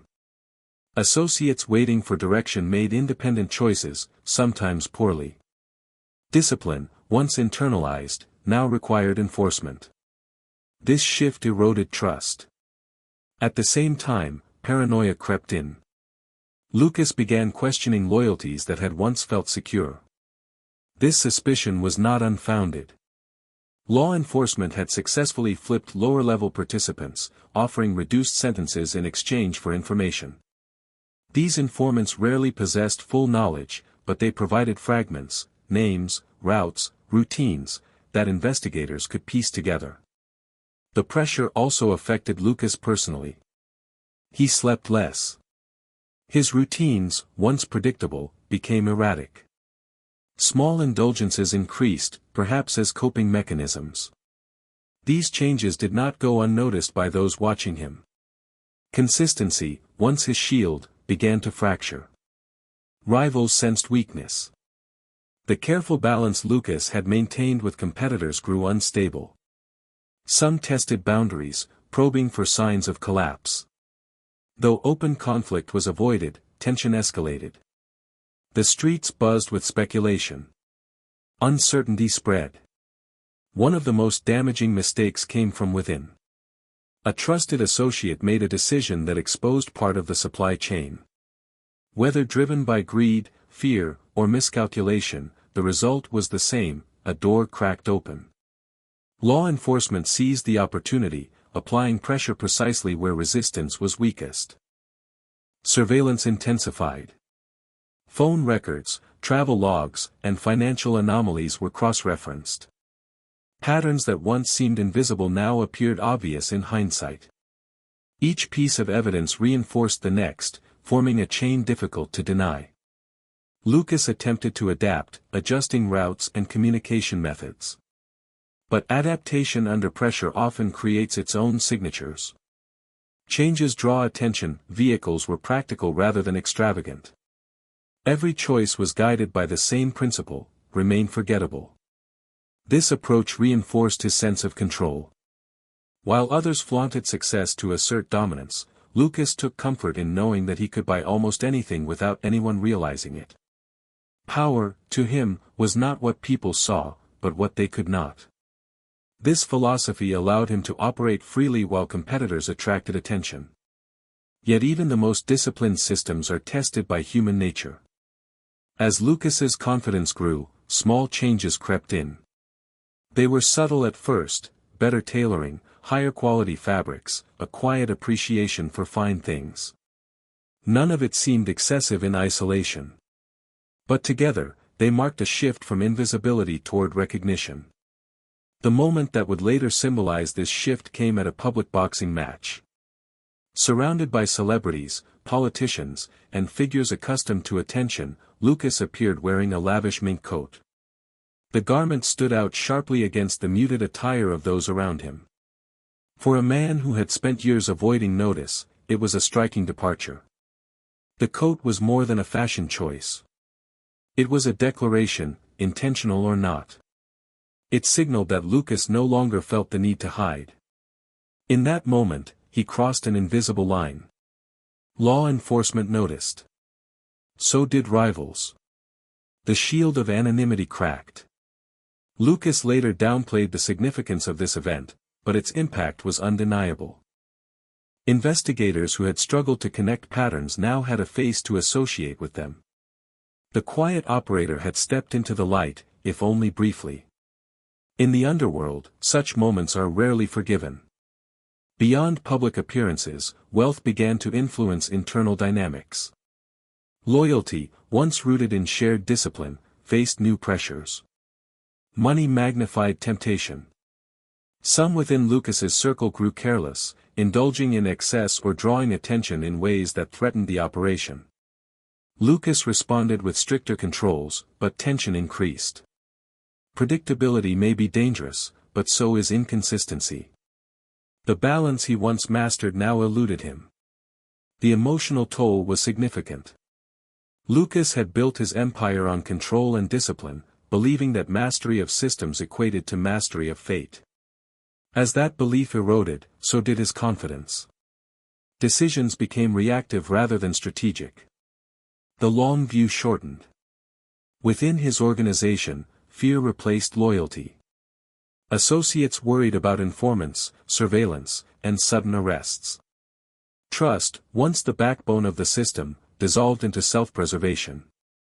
Each person began calculating their own survival. Law enforcement exploited this environment skillfully. Arrests were timed to maximize pressure. Offers were made selectively. The goal was not immediate collapse, but controlled destabilization. The strategy worked. Information flowed upward, fragment by fragment. Lucas found himself increasingly isolated. The inner circle shrank. Conversations grew guarded. Even family ties strained under suspicion. The very structure designed to protect him now amplified his solitude. Despite these challenges, Lucas did not surrender easily. He attempted to reassert control, believing that firmness could restore order. But authority, once questioned, is difficult to reclaim. The cracks had spread too far. The moment of collapse approached not with noise, but with inevitability. Each compromised route, each flipped associate, each surveillance report tightened the net. Lucas felt the pressure but could not see a clear escape. This phase of his story illustrates a harsh truth: control is not static. It must be constantly renewed, and even then, it remains fragile. The qualities that enable ascent, discipline, secrecy, independence, can become liabilities when circumstances change. As the empire weakened, its vulnerabilities became clear. It had been built around one man's vision, one man's judgment.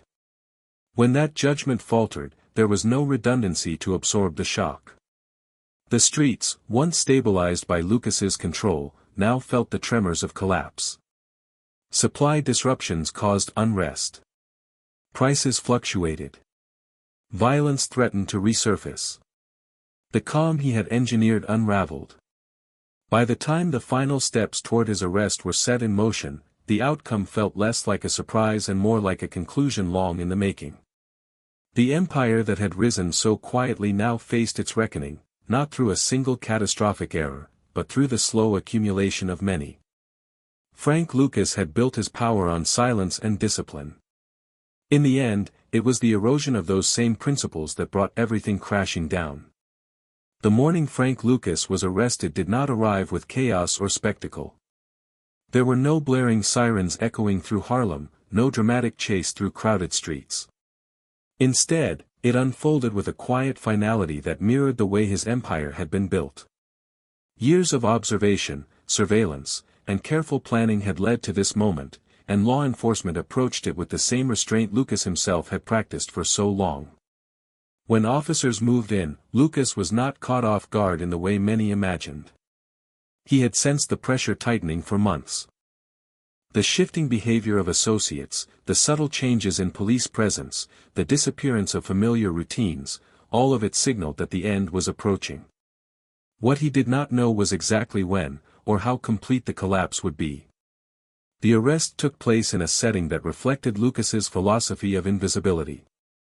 He was not surrounded by luxury or ostentation. The environment was modest, unremarkable. This contrast underscored a central irony of his life. Despite controlling millions of dollars, he often lived in ways that appeared ordinary. That ordinariness, however, no longer protected him.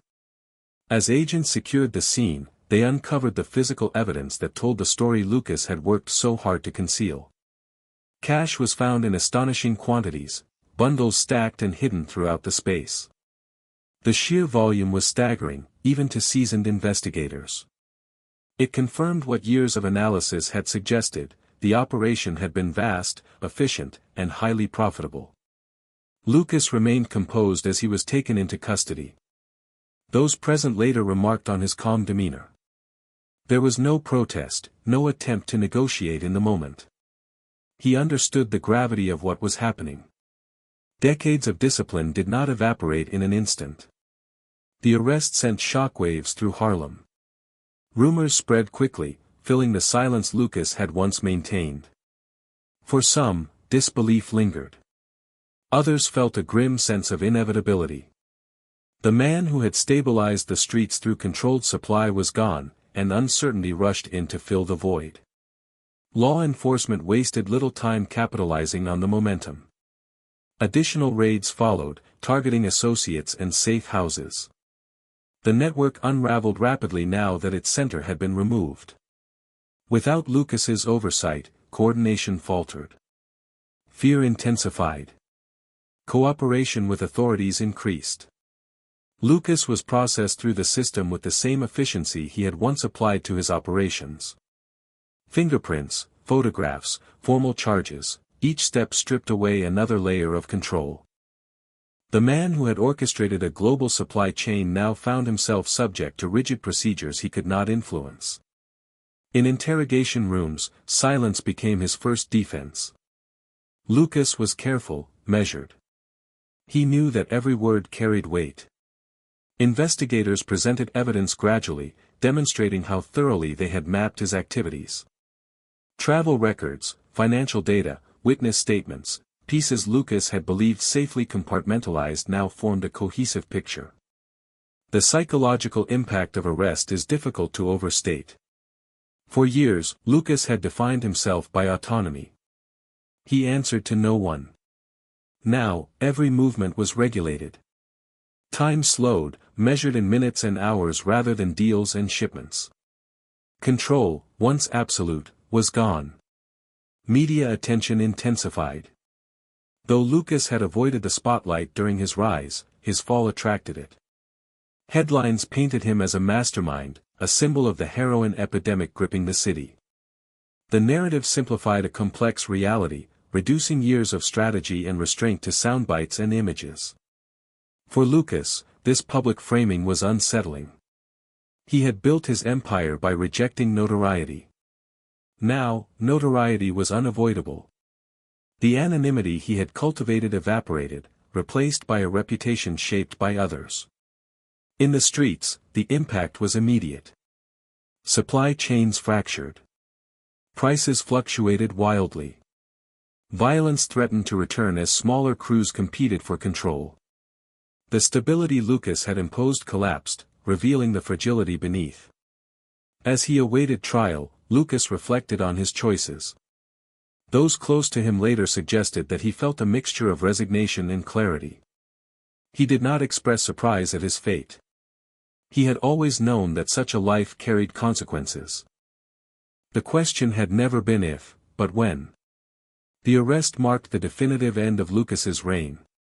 Everything that followed, cooperation, sentencing, imprisonment, flowed from that moment. It was the point of no return, where strategy yielded to inevitability. Yet even in defeat, Lucas's composure endured. He did not beg or boast. He faced the system with the same calm he had once used to navigate the underworld. That calm, however, could not change the outcome. The empire that had been built quietly, methodically, and with ruthless efficiency was gone. In its place stood a man confronting the full weight of the law. The silence that once protected him now felt different, heavy, final, and inescapable. Frank Lucas's arrest was not the dramatic climax many expected. It was something more unsettling, a reminder that even the most disciplined control eventually yields to forces beyond it. The night that had sheltered him for so long had given way to morning, and with it, the undeniable reality that his time was over. Once the initial shock of arrest settled into the slower rhythm of confinement, Frank Lucas faced a decision that would redefine the remainder of his life and permanently alter how history remembered him. The courtroom, unlike the streets, offered no space for maneuvering through silence alone. Evidence was stacked carefully, methodically, much like the system he himself had built.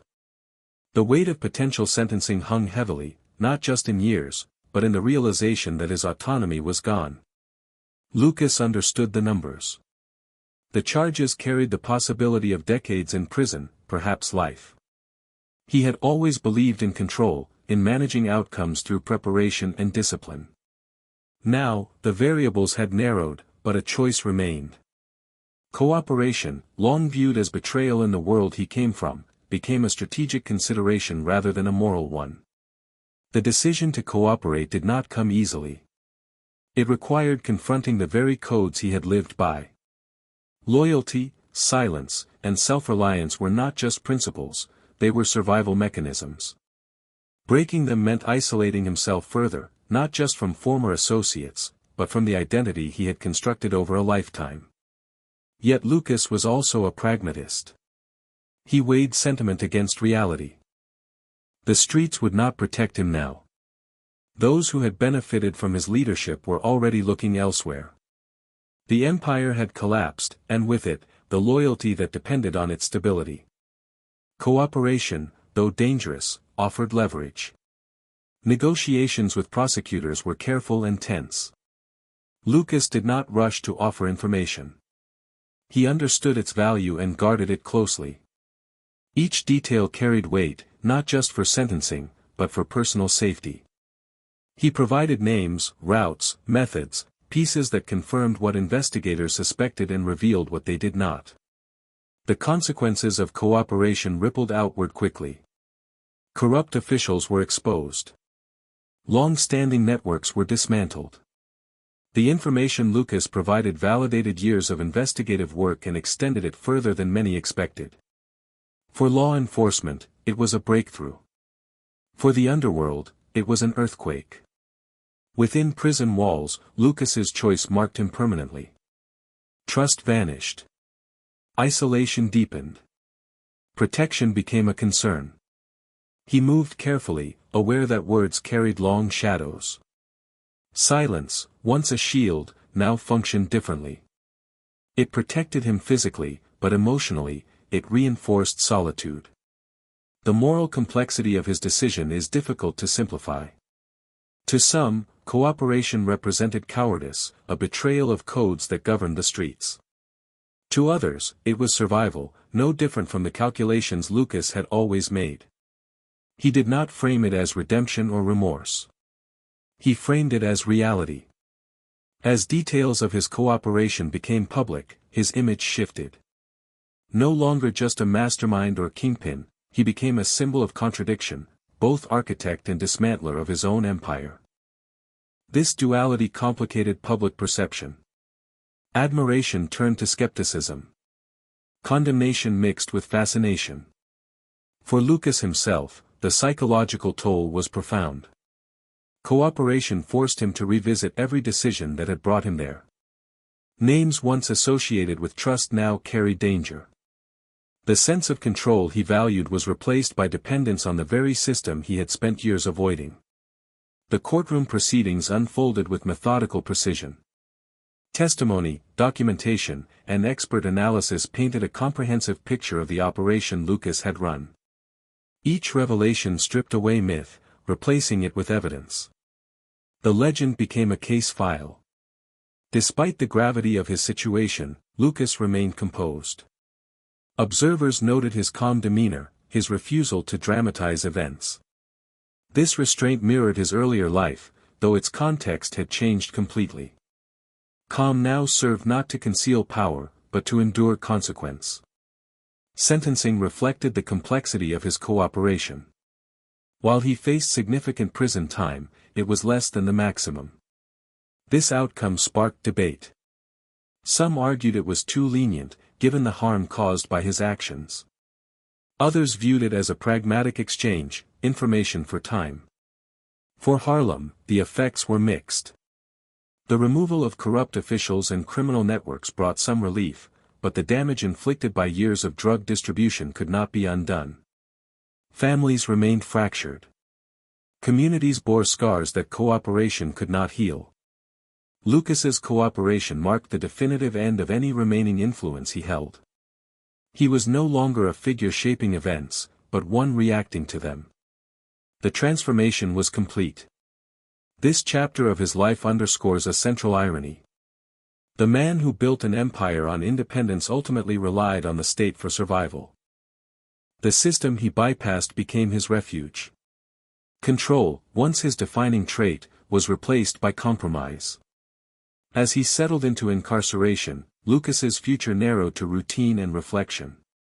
The choices ahead were limited, but their impact remained significant. Cooperation had altered the trajectory of his life and the lives of many others. In the end, this decision did not redeem Frank Lucas, nor did it erase the harm caused by his actions. It simply revealed another layer of complexity. He remained a man shaped by calculation, even in defeat. And in choosing to cooperate, he demonstrated that survival, for him, had always outweighed allegiance to any code. The empire was gone. The silence was different now. And Frank Lucas, once the quiet architect of Harlem's most efficient heroin network, faced the long consequences of a decision that ensured his survival, even as it dismantled everything he had built.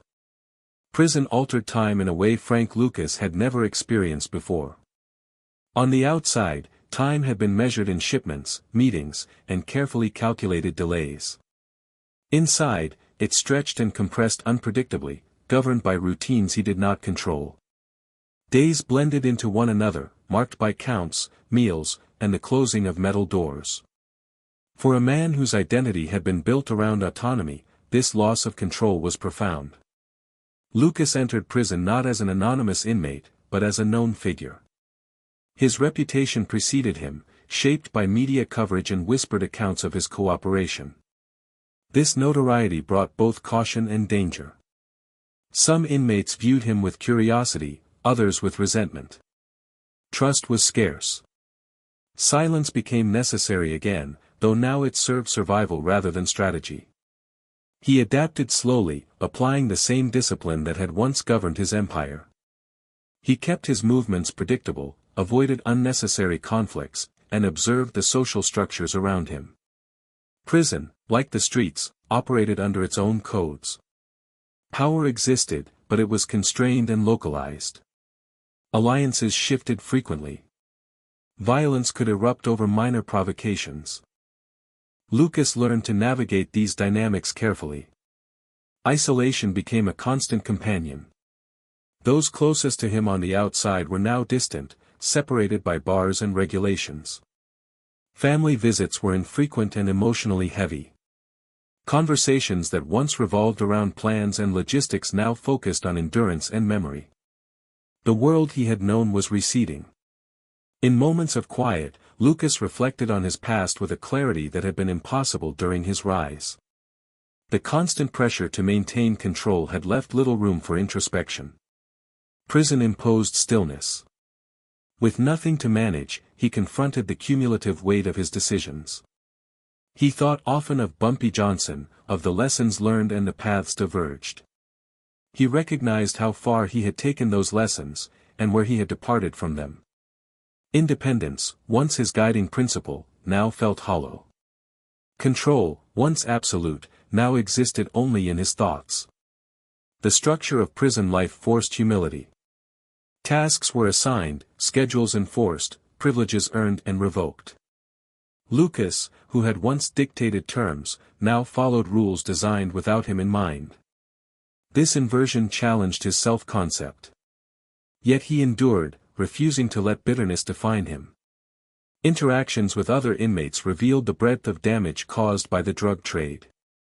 Many were serving time for offenses linked directly or indirectly to addiction. Stories overlapped. Pain repeated.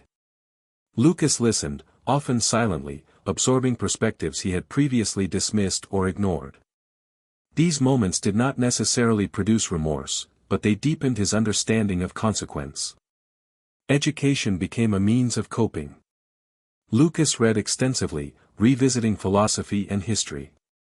Reading offered escape and reflection, allowing him to contextualize his experience within broader patterns of power and downfall. He saw parallels between his story and those of figures who had risen through discipline only to fall through overreach. As years passed, Lucas aged visibly. The physical toll of confinement, combined with the natural passage of time, softened him. The sharpness that once defined his presence dulled. He became less guarded, though still cautious. Survival no longer required dominance, only endurance.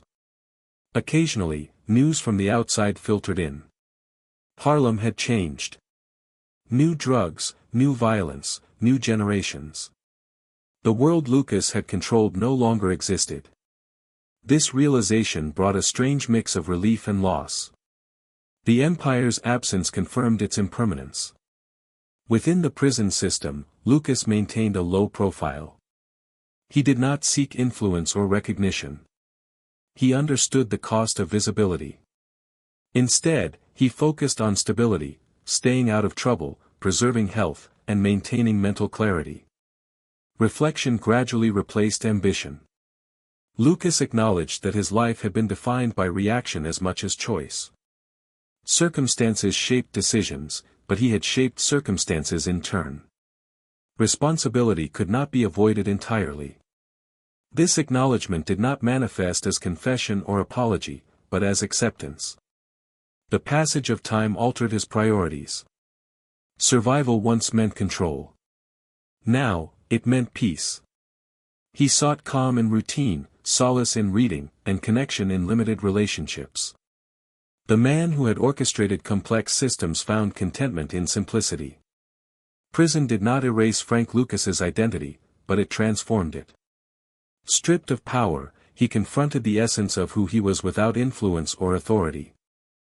The result was neither redemption nor collapse, but a quiet recalibration. As release eventually approached, Lucas faced the prospect of re-entering a world that no longer recognized him. This anticipation carried uncertainty. Freedom, once taken for granted, now felt fragile. Section by section, year by year, prison dismantled the structures Lucas had built internally as much as externally. It forced confrontation with limitation, with time, with consequence. The silence he inhabited now was different from the silence he had used. It was not a tool, but a space for reckoning. In the end, incarceration did what no rival or investigation had accomplished alone. It slowed Frank Lucas to stillness. And in that stillness, he was left with nothing but memory, reflection, and the long shadow of a life defined by control that could not, in the end, control its own outcome. When Frank Lucas finally stepped out of prison, Harlem had transformed into a place that was at once familiar and foreign. The streets he had once navigated with confidence were now unrecognizable in subtle and profound ways. Buildings that had been dilapidated were replaced with new construction, corners that had once been his distribution points were controlled by unfamiliar faces, and a new generation of dealers moved through the neighborhood with a boldness he had never tolerated. The city itself had changed, reshaped by social, economic, and criminal forces, and Lucas felt the weight of returning not as a king, but as a man out of time. The first sensation was disorientation. Harlem's rhythm no longer aligned with the mental maps he had created over decades of observation and control. He walked streets that seemed narrower, voices that seemed faster, deals that seemed more reckless. The discipline that had defined his empire, patience, predictability, consistency, was no longer the standard. Chaos had returned in a new form, and it was amplified by drugs and a generation unfamiliar with the rules he had once enforced. Lucas had expected some degree of irrelevance. After all, his empire had collapsed, and many of his former associates had either gone to prison, moved on, or been killed. Yet the reality was harsher than he had anticipated. The men running the streets now had nothing to fear from him. He no longer had the leverage of supply, the structure of loyalty, or the aura of inevitability. He was, in essence, invisible to the very world he had once commanded. Economic shifts added to this sense of displacement. Harlem's businesses had evolved, and employment opportunities, though still limited, were different from what he remembered. He walked past storefronts, some shuttered, others modernized, and realized that wealth and poverty had rearranged themselves quietly but effectively.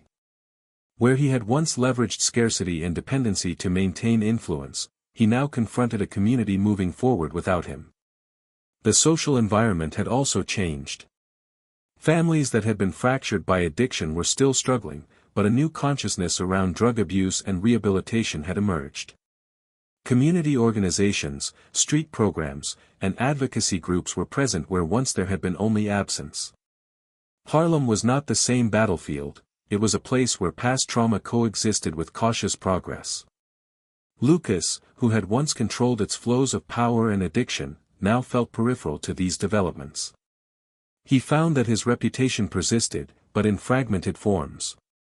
Older residents remembered blue magic and the stability it brought, the fear and respect that accompanied it. Younger residents, however, had only heard stories or seen the remnants of its impact. To some, he remained a legend, to others, he was irrelevant, a cautionary tale. The dichotomy was stark, and it left Lucas navigating a social terrain that required humility he had not practiced in decades. Personal relationships were equally altered. Family and friends had moved forward with or without him. Bonds that had been strong before imprisonment had been strained or broken. Some sought reconciliation, others avoidance. Lucas encountered a quiet loneliness he had never anticipated. Influence, after all, is not measured only in dollars or territory, it is measured in connections, in the web of loyalty and mutual understanding that sustains any network. That web had frayed. Returning to the streets also reminded him of the fragility of empire. The infrastructure he had built, the supply lines, loyal couriers, trusted distributors, no longer existed. The systems that had allowed him to operate invisibly and efficiently had disintegrated. Rebuilding them would require energy, time, and trust that no longer existed. The market itself had shifted, with new players and new demands, leaving him to observe rather than command. Despite these challenges, Lucas adapted in subtle ways. He leveraged his knowledge of logistics, relationships, and observation to survive quietly. He avoided the overt displays of power that had previously drawn attention. The discipline that had once been applied to empire building now became a tool for reintegration. His movements were calculated, his interactions selective. Survival, more than dominance, became the measure of success. This period of adjustment also revealed the enduring consequences of his past.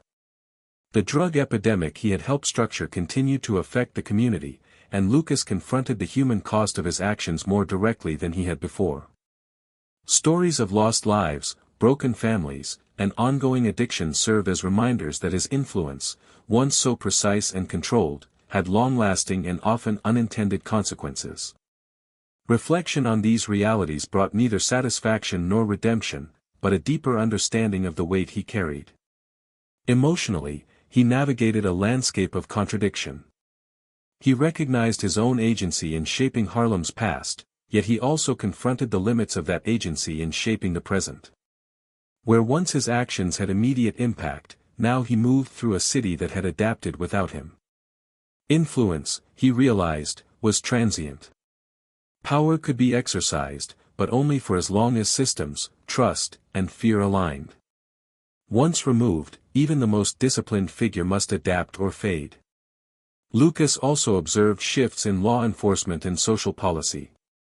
Strategies to combat drug distribution had evolved, with increased community engagement and targeted policing replacing the indiscriminate raids of previous decades. The environment was different, but the need for caution remained. He understood that any attempt to regain the influence he once held would invite scrutiny and danger.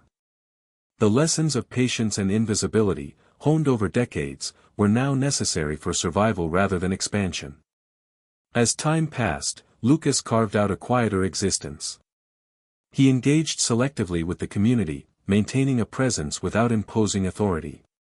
He leveraged his understanding of human behavior to navigate social networks, avoiding conflict while preserving dignity.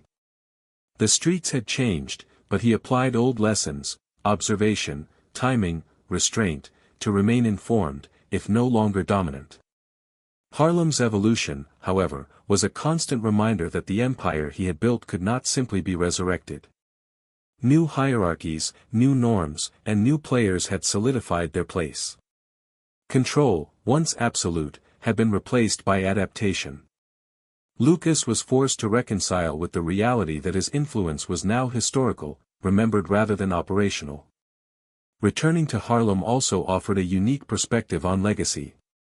He could see the long-term effects of both his discipline and his disruption.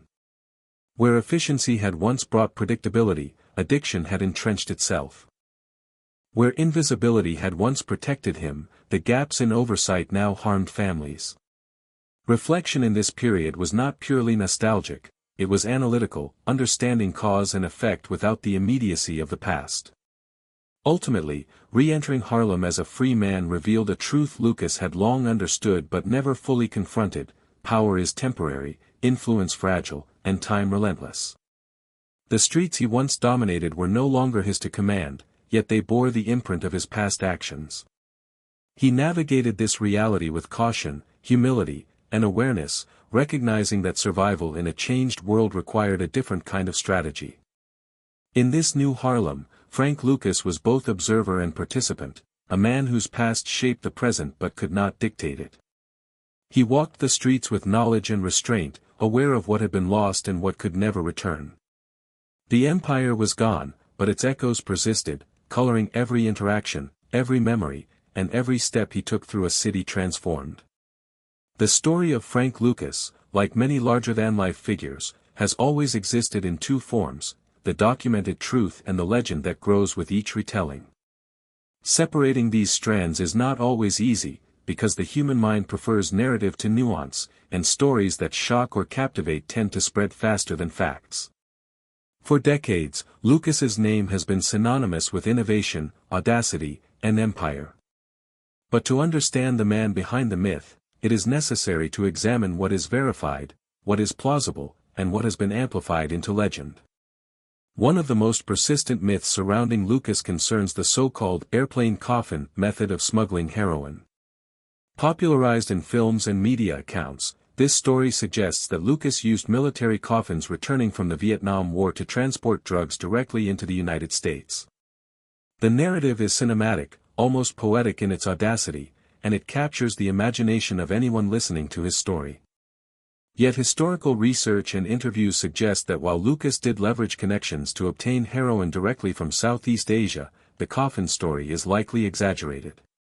There is no verified evidence that coffins themselves were used in the manner described. What is certain, however, is that Lucas sourced heroin with unprecedented directness, bypassing intermediaries and reducing opportunities for dilution or corruption. Similarly, cinematic portrayals have sometimes elevated Lucas's persona into something mythic. Films depict him as a man entirely untouchable, a figure whose influence extended effortlessly across continents and borders. While his operational skill was extraordinary, reality was messy. There were vulnerabilities, miscalculations, and risks. Lucas faced threats from rivals, law enforcement, and even within his own organization. The myth simplifies these complexities, but in doing so, it obscures the careful calculation and discipline that defined his actual methods. Another element of myth involves Lucas's personal demeanor. He is often portrayed as cold, detached, or untouchable. Yet those who knew him, both within the criminal world and outside of it, describe a man with a distinct personality, reserved, disciplined, intelligent, but also capable of loyalty and calculation. He was pragmatic rather than ruthless for the sake of spectacle, and his actions were often driven by efficiency rather than emotion. The legend transforms pragmatism into drama, creating a caricature rather than a human being. Understanding the difference between myth and reality also requires contextualizing Lucas within the social and economic environment of Harlem during his rise. His operations were not merely the result of personal ingenuity, they were facilitated by systemic conditions. Poverty, limited economic opportunities, racial inequities, and a neighborhood's proximity to global supply chains all created the environment in which Lucas could execute his plans. The legend often removes this context, presenting him as an isolated genius, when in truth, his success was inseparable from the conditions of his surroundings. Law enforcement and investigative records provide another anchor for distinguishing truth from myth. Agencies documented shipment patterns, financial flows, and networks of associates. This evidence confirms the scale and efficiency of Lucas's operation, even if it contradicts some of the more sensationalized tales. Analysts can trace his rise, the structure of his organization, and the methods by which he maintained control, providing a framework grounded in fact. Public fascination with Lucas also reflects broader cultural dynamics. Stories about him appeal to the imagination because they combine danger, strategy, and charisma. They evoke the fantasy of mastery in a chaotic world.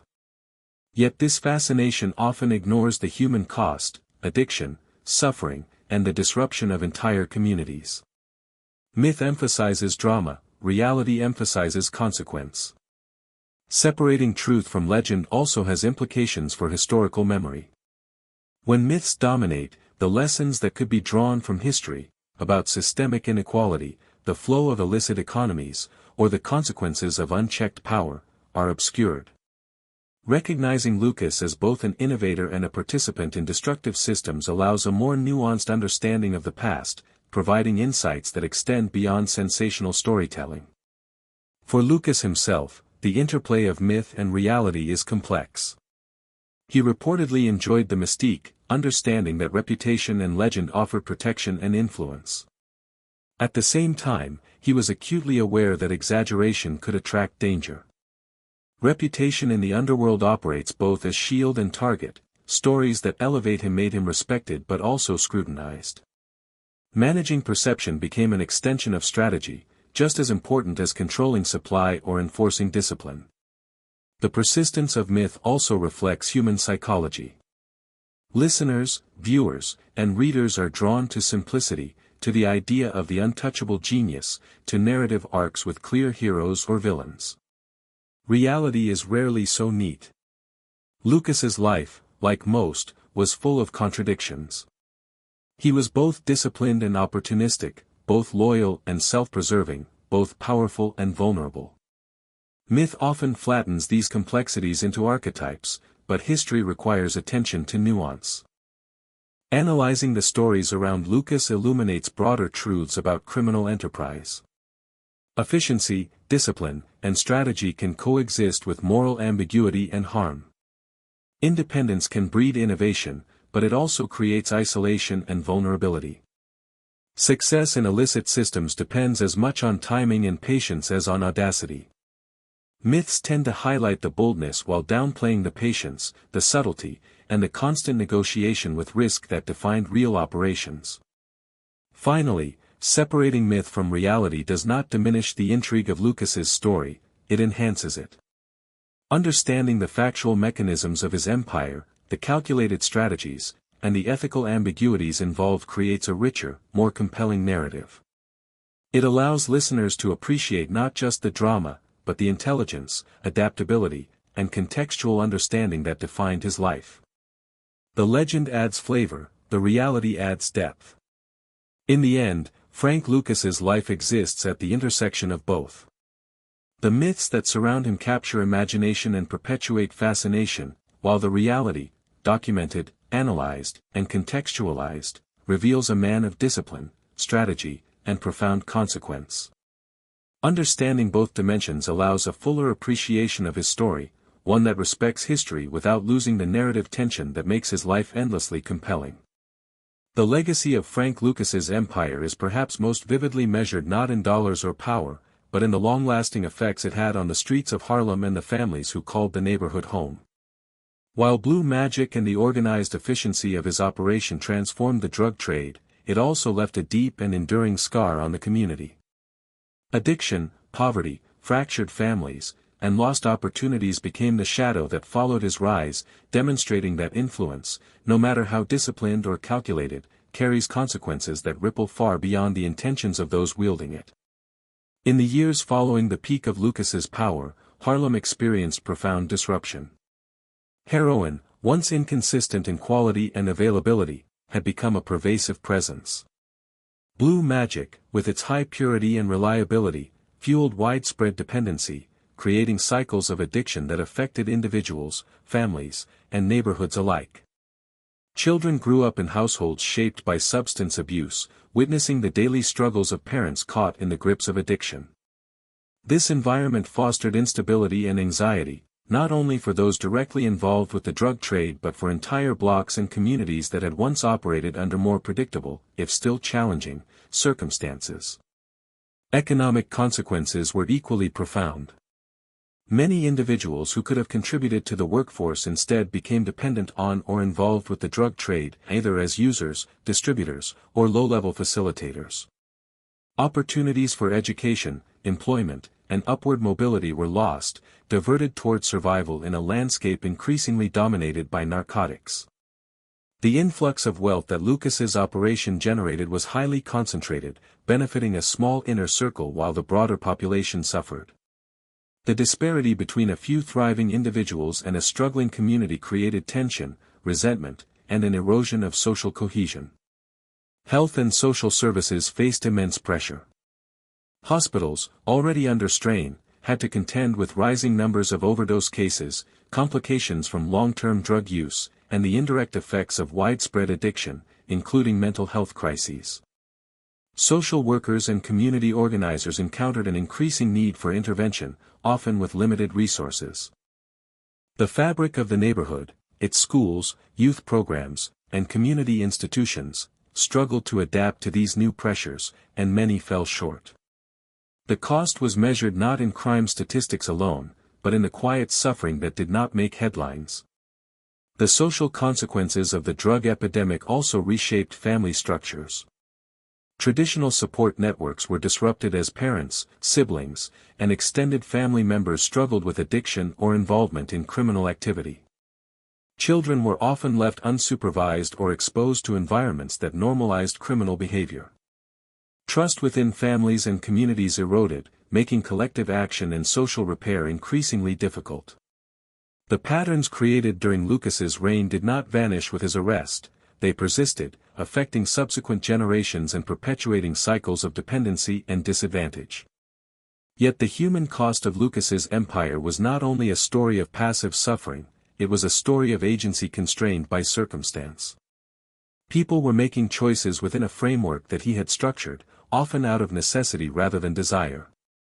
The efficiency of his operation meant that consequences were systemic rather than isolated.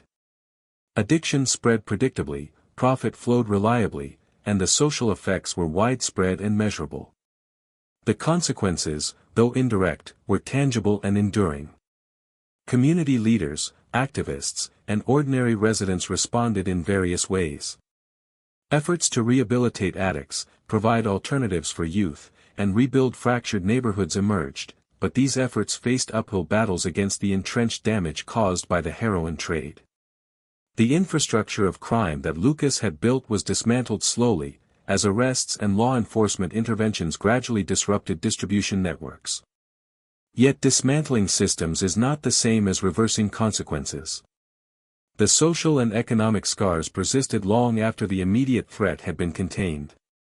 For Harlem itself, the legacy of Lucas's empire is complex. On one hand, he demonstrated extraordinary discipline and operational intelligence, creating a system that was unparalleled in efficiency. On the other hand, the human toll of that system was devastating.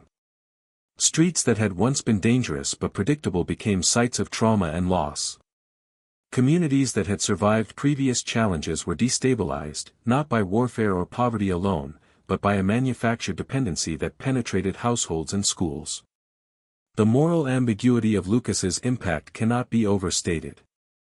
He was a man of intelligence, discipline, and strategy, yet those same qualities enabled harm on a massive scale. For residents of Harlem, this duality was not theoretical, it was lived reality. The benefits, stability and supply for dealers, the illusion of opportunity for some, were outweighed by the consequences for the broader population. Families bore the brunt of his decisions, often in ways they could neither predict nor control. This period also reshaped perceptions of criminality and governance. Lucas's ability to operate efficiently and independently highlighted both the weaknesses and the corruption within law enforcement and social systems. It exposed the ways in which systemic inequalities could be exploited, and how communities could be caught in cycles of dependence on illegal economies. The impact of his empire extended beyond the immediate victims of addiction to touch policy, policing strategies, and broader societal understanding of urban drug networks. As decades passed, the story of Lucas's influence became a lens through which Harlem and the nation assessed the long-term consequences of the heroin epidemic. Retrospective analysis shows a community grappling with both resilience and trauma.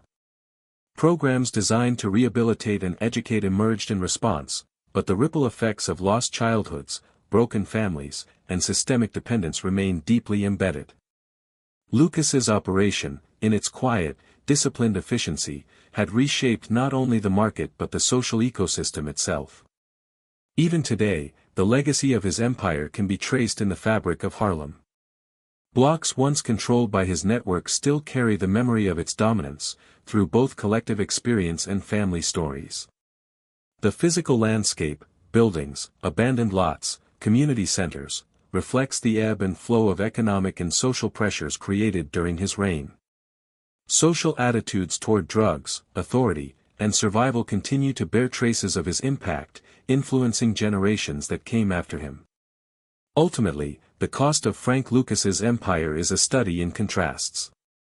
He was a master of control, efficiency, and discipline, yet that same mastery facilitated widespread harm. His success, measured in power and wealth, was mirrored by the suffering of the community that supported, resisted, and ultimately endured the consequences of his operation. The story of Harlem during and after his reign is a testament to the way concentrated power can create both awe and destruction, and how a single individual, through strategy and discipline, can shape the lives of thousands in ways that resonate long after the empire itself has fallen. Power, ambition, and consequence converge in ways that are never entirely predictable, and the life of Frank Lucas offers a vivid illustration of this truth. From his quiet beginnings in rural North Carolina to his meteoric rise in the streets of Harlem, Lucas navigated systems of control, loyalty, and fear with an intelligence that was both methodical and relentless. Yet, as his story unfolds, it becomes clear that no empire, no matter how disciplined, efficient, or innovative, can exist without vulnerabilities, and no individual, however careful, is immune to the pressures that eventually erode even the most tightly managed structures. In reflecting on Lucas's life, the first observation is the duality of his genius and his consequences. He was a man who observed the world with meticulous attention, absorbing lessons from both environment and mentorship. Bumpy Johnson, his early guide and mentor, had imparted principles of discipline, loyalty, and strategic patience that would remain with Lucas throughout his career. Under Johnson, Lucas learned that power does not always demand visibility, it can be exercised quietly, with precision, and often more effectively so. He observed, listened, and understood, assimilating patterns in human behavior, logistics, and influence that others ignored. This foundation allowed him to later bypass established supply chains, directly source heroin from Southeast Asia, and create an operation that was unprecedented in efficiency. In a world dominated by intermediaries, corrupt alliances, and unpredictable violence, Lucas's methodology brought predictability, stability, and dominance. Yet genius does not operate in a vacuum, and neither did Lucas. Harlem itself was a living, breathing organism, complex, dynamic, and deeply influenced by broader social, economic, and political currents. Poverty, racial inequities, limited employment opportunities, and the lingering effects of systemic discrimination created an environment ripe for illicit enterprise. Lucas did not create these conditions, but he exploited them with remarkable intelligence.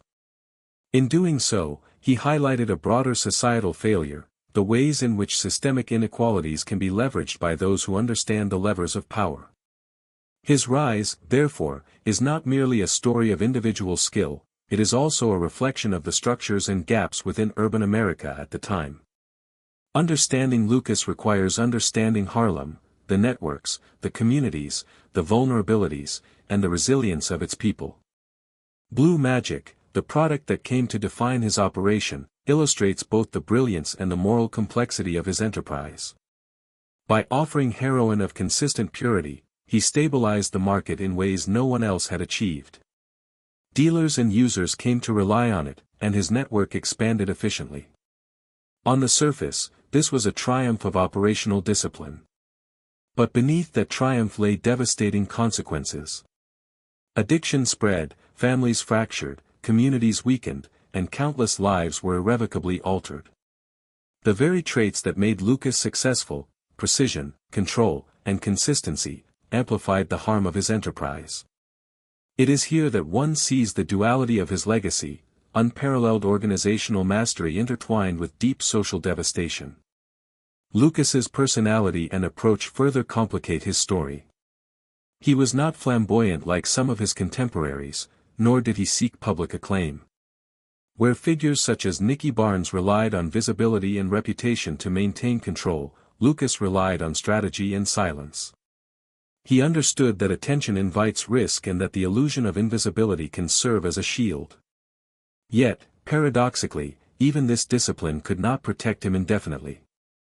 Small missteps, betrayals by associates, and the relentless pressure of law enforcement gradually eroded the protective layers he had built. His eventual arrest, though carefully executed by authorities, was the culmination of vulnerabilities inherent in any empire, no matter how meticulously managed. The arrest and subsequent cooperation with law enforcement marked a profound turning point. Here, the man who had once exercised near absolute autonomy confronted a system capable of imposing structure, consequence, and accountability in ways he could not control. Cooperation with authorities, while controversial, was ultimately a rational decision, a choice to preserve life, leverage remaining influence, and mitigate punishment. Yet this cooperation also fundamentally altered his identity. He became both architect and dismantler of his own empire.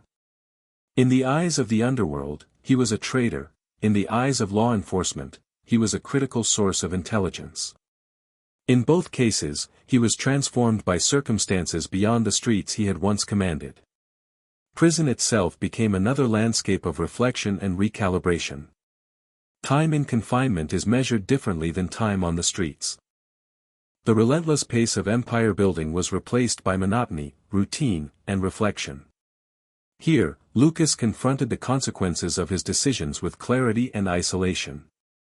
He observed the ripple effects of his operation, witnessing how addiction, social decay, and disrupted families persisted long after his influence had waned. Prison stripped away the trappings of power, leaving him to grapple with the essence of his life, his choices, and their ramifications. When he was eventually released, Harlem had evolved into a city that was both familiar and alien. New players controlled the streets, social and economic conditions had shifted, and a generation had emerged that had never known the precise structure Lucas had imposed. He returned not as a ruler, but as an observer, forced to navigate a world that had adapted in his absence. The streets remembered his influence, but they no longer depended on him. This return highlighted the transience of control. Empires may dominate the present, but time inevitably reshapes the landscape, often beyond the reach of even the most disciplined individual. Lucas's life also invites reflection on the interplay between myth and reality. Over decades, narratives about his operation, some accurate, some exaggerated, have circulated widely. The stories of coffins carrying heroin, cinematic portrayals of untouchable dominance, and popular legends elevated his persona into myth. While these tales capture imagination, they obscure the nuances of his strategy, the calculated risks he took, and the human consequences of his actions. Separating fact from fiction is essential, not to diminish his story, but to understand its true impact. The myth amplifies drama, reality reveals the precision, intelligence, and ethical ambiguity that defined his life. Ethically, Lucas presents a complex study. His operational brilliance coexisted with profound social harm. He created a system that worked flawlessly from a logistical standpoint, yet it relied on the suffering of thousands. The predictability and efficiency that allowed him to dominate the drug trade also magnified the consequences for the communities he controlled. Here, Lucas's story intersects with larger questions about morality, responsibility, and systemic influence. Power without accountability may produce results, but those results carry consequences far beyond the individual wielding authority. The social legacy of Lucas's empire remains evident. Harlem, long shaped by cycles of poverty and inequality, experienced intensified addiction, fractured families, and long-term economic disruption. Even after the dismantling of his network, the reverberations persisted. Public health, education, and social services struggled to address the consequences, and generational trauma became embedded in the community fabric. Lucas's operational success had created a social cost that endured far longer than his direct influence. Yet within this legacy, there is also a lesson in human resilience. Communities adapted, programs were established to combat addiction, and new generations sought alternatives to the patterns established during Lucas's reign. The narrative of Harlem post-Lucas is not solely one of devastation, it is also one of recovery, adaptation, and learning. The very structures he exploited prompted responses that strengthened social networks, fostered awareness, and inspired reform. In this sense, his life serves as a case study not only in criminal innovation but in the ways society responds to systemic disruption. From a broader perspective, Frank Lucas embodies the intersection of individual intelligence, opportunity, and systemic vulnerability. His rise demonstrates how skill, patience, and strategic thinking can produce extraordinary results. His fall demonstrates the limits of control in the face of systemic pressures, oversight, and the inexorable passage of time. His story underscores the fragility of human constructs, even those built with exceptional discipline, and the ways in which personal choices are inseparable from societal context. In the final analysis, Frank Lucas's life is a tapestry of contradictions. He was disciplined and reckless, loyal and pragmatic, innovative and destructive. He mastered the mechanics of power while ultimately succumbing to forces beyond his control. He operated invisibly yet left a lasting imprint. His story cannot be reduced to legend or morality tale. It is a complex study of ambition, consequence, and the human capacity for both ingenuity and harm. As one reflects on his life from beginning to end, the themes are clear: control is temporary, influence is fragile, and human systems are both resilient and vulnerable. Lucas achieved dominance through observation, discipline, and strategic thinking, yet he could not escape the inevitability of consequence, both legal and social. His empire, no matter how sophisticated, was always contingent on the conditions that allowed it to exist. When those conditions changed, collapse became inevitable. The life of Frank Lucas is therefore both a warning and a lesson. It illustrates the power of intelligence, patience, and strategic foresight, while also revealing the human and societal costs of pursuing influence without accountability. Harlem's streets were forever altered by his actions, and the echoes of his decisions continue to inform conversations about crime, economics, and social responsibility. He was both creator and destroyer, architect and cautionary figure, a man whose life embodies the tension between ambition and consequence. Ultimately, Frank Lucas's story reminds us that no empire is permanent, no control absolute, and no human action without consequence. Power, when exercised without regard for the broader systems it affects, produces outcomes that extend far beyond the individual. His rise and fall, when examined fully, offers insights not only into the mechanics of the drug trade, but into the delicate interplay between skill, opportunity, morality, and the inexorable force of time. It is a story that captivates, educates, and cautions, leaving listeners to contemplate the fragile balance between genius and consequence, between ambition and responsibility, and between the human desire for control and the realities of a world that is ultimately beyond any one person's mastery. Frank Lucas's life, in its entirety, serves as a lens through which we can understand ambition, strategy, and the human capacity for both creation and destruction. It is a story that moves from the quiet streets of North Carolina to the bustling avenues of Harlem, from careful observation to calculated dominance, from invisible control to public reckoning. It is a story of brilliance shadowed by consequence, of discipline shadowed by moral ambiguity, and of a man whose empire, no matter how efficiently built, could not withstand the relentless pressures of time, law, and the human cost of power. In contemplating his journey, one comes to see not just the narrative of a single individual, but the broader patterns of opportunity, influence, and consequence that shape human life and society itself.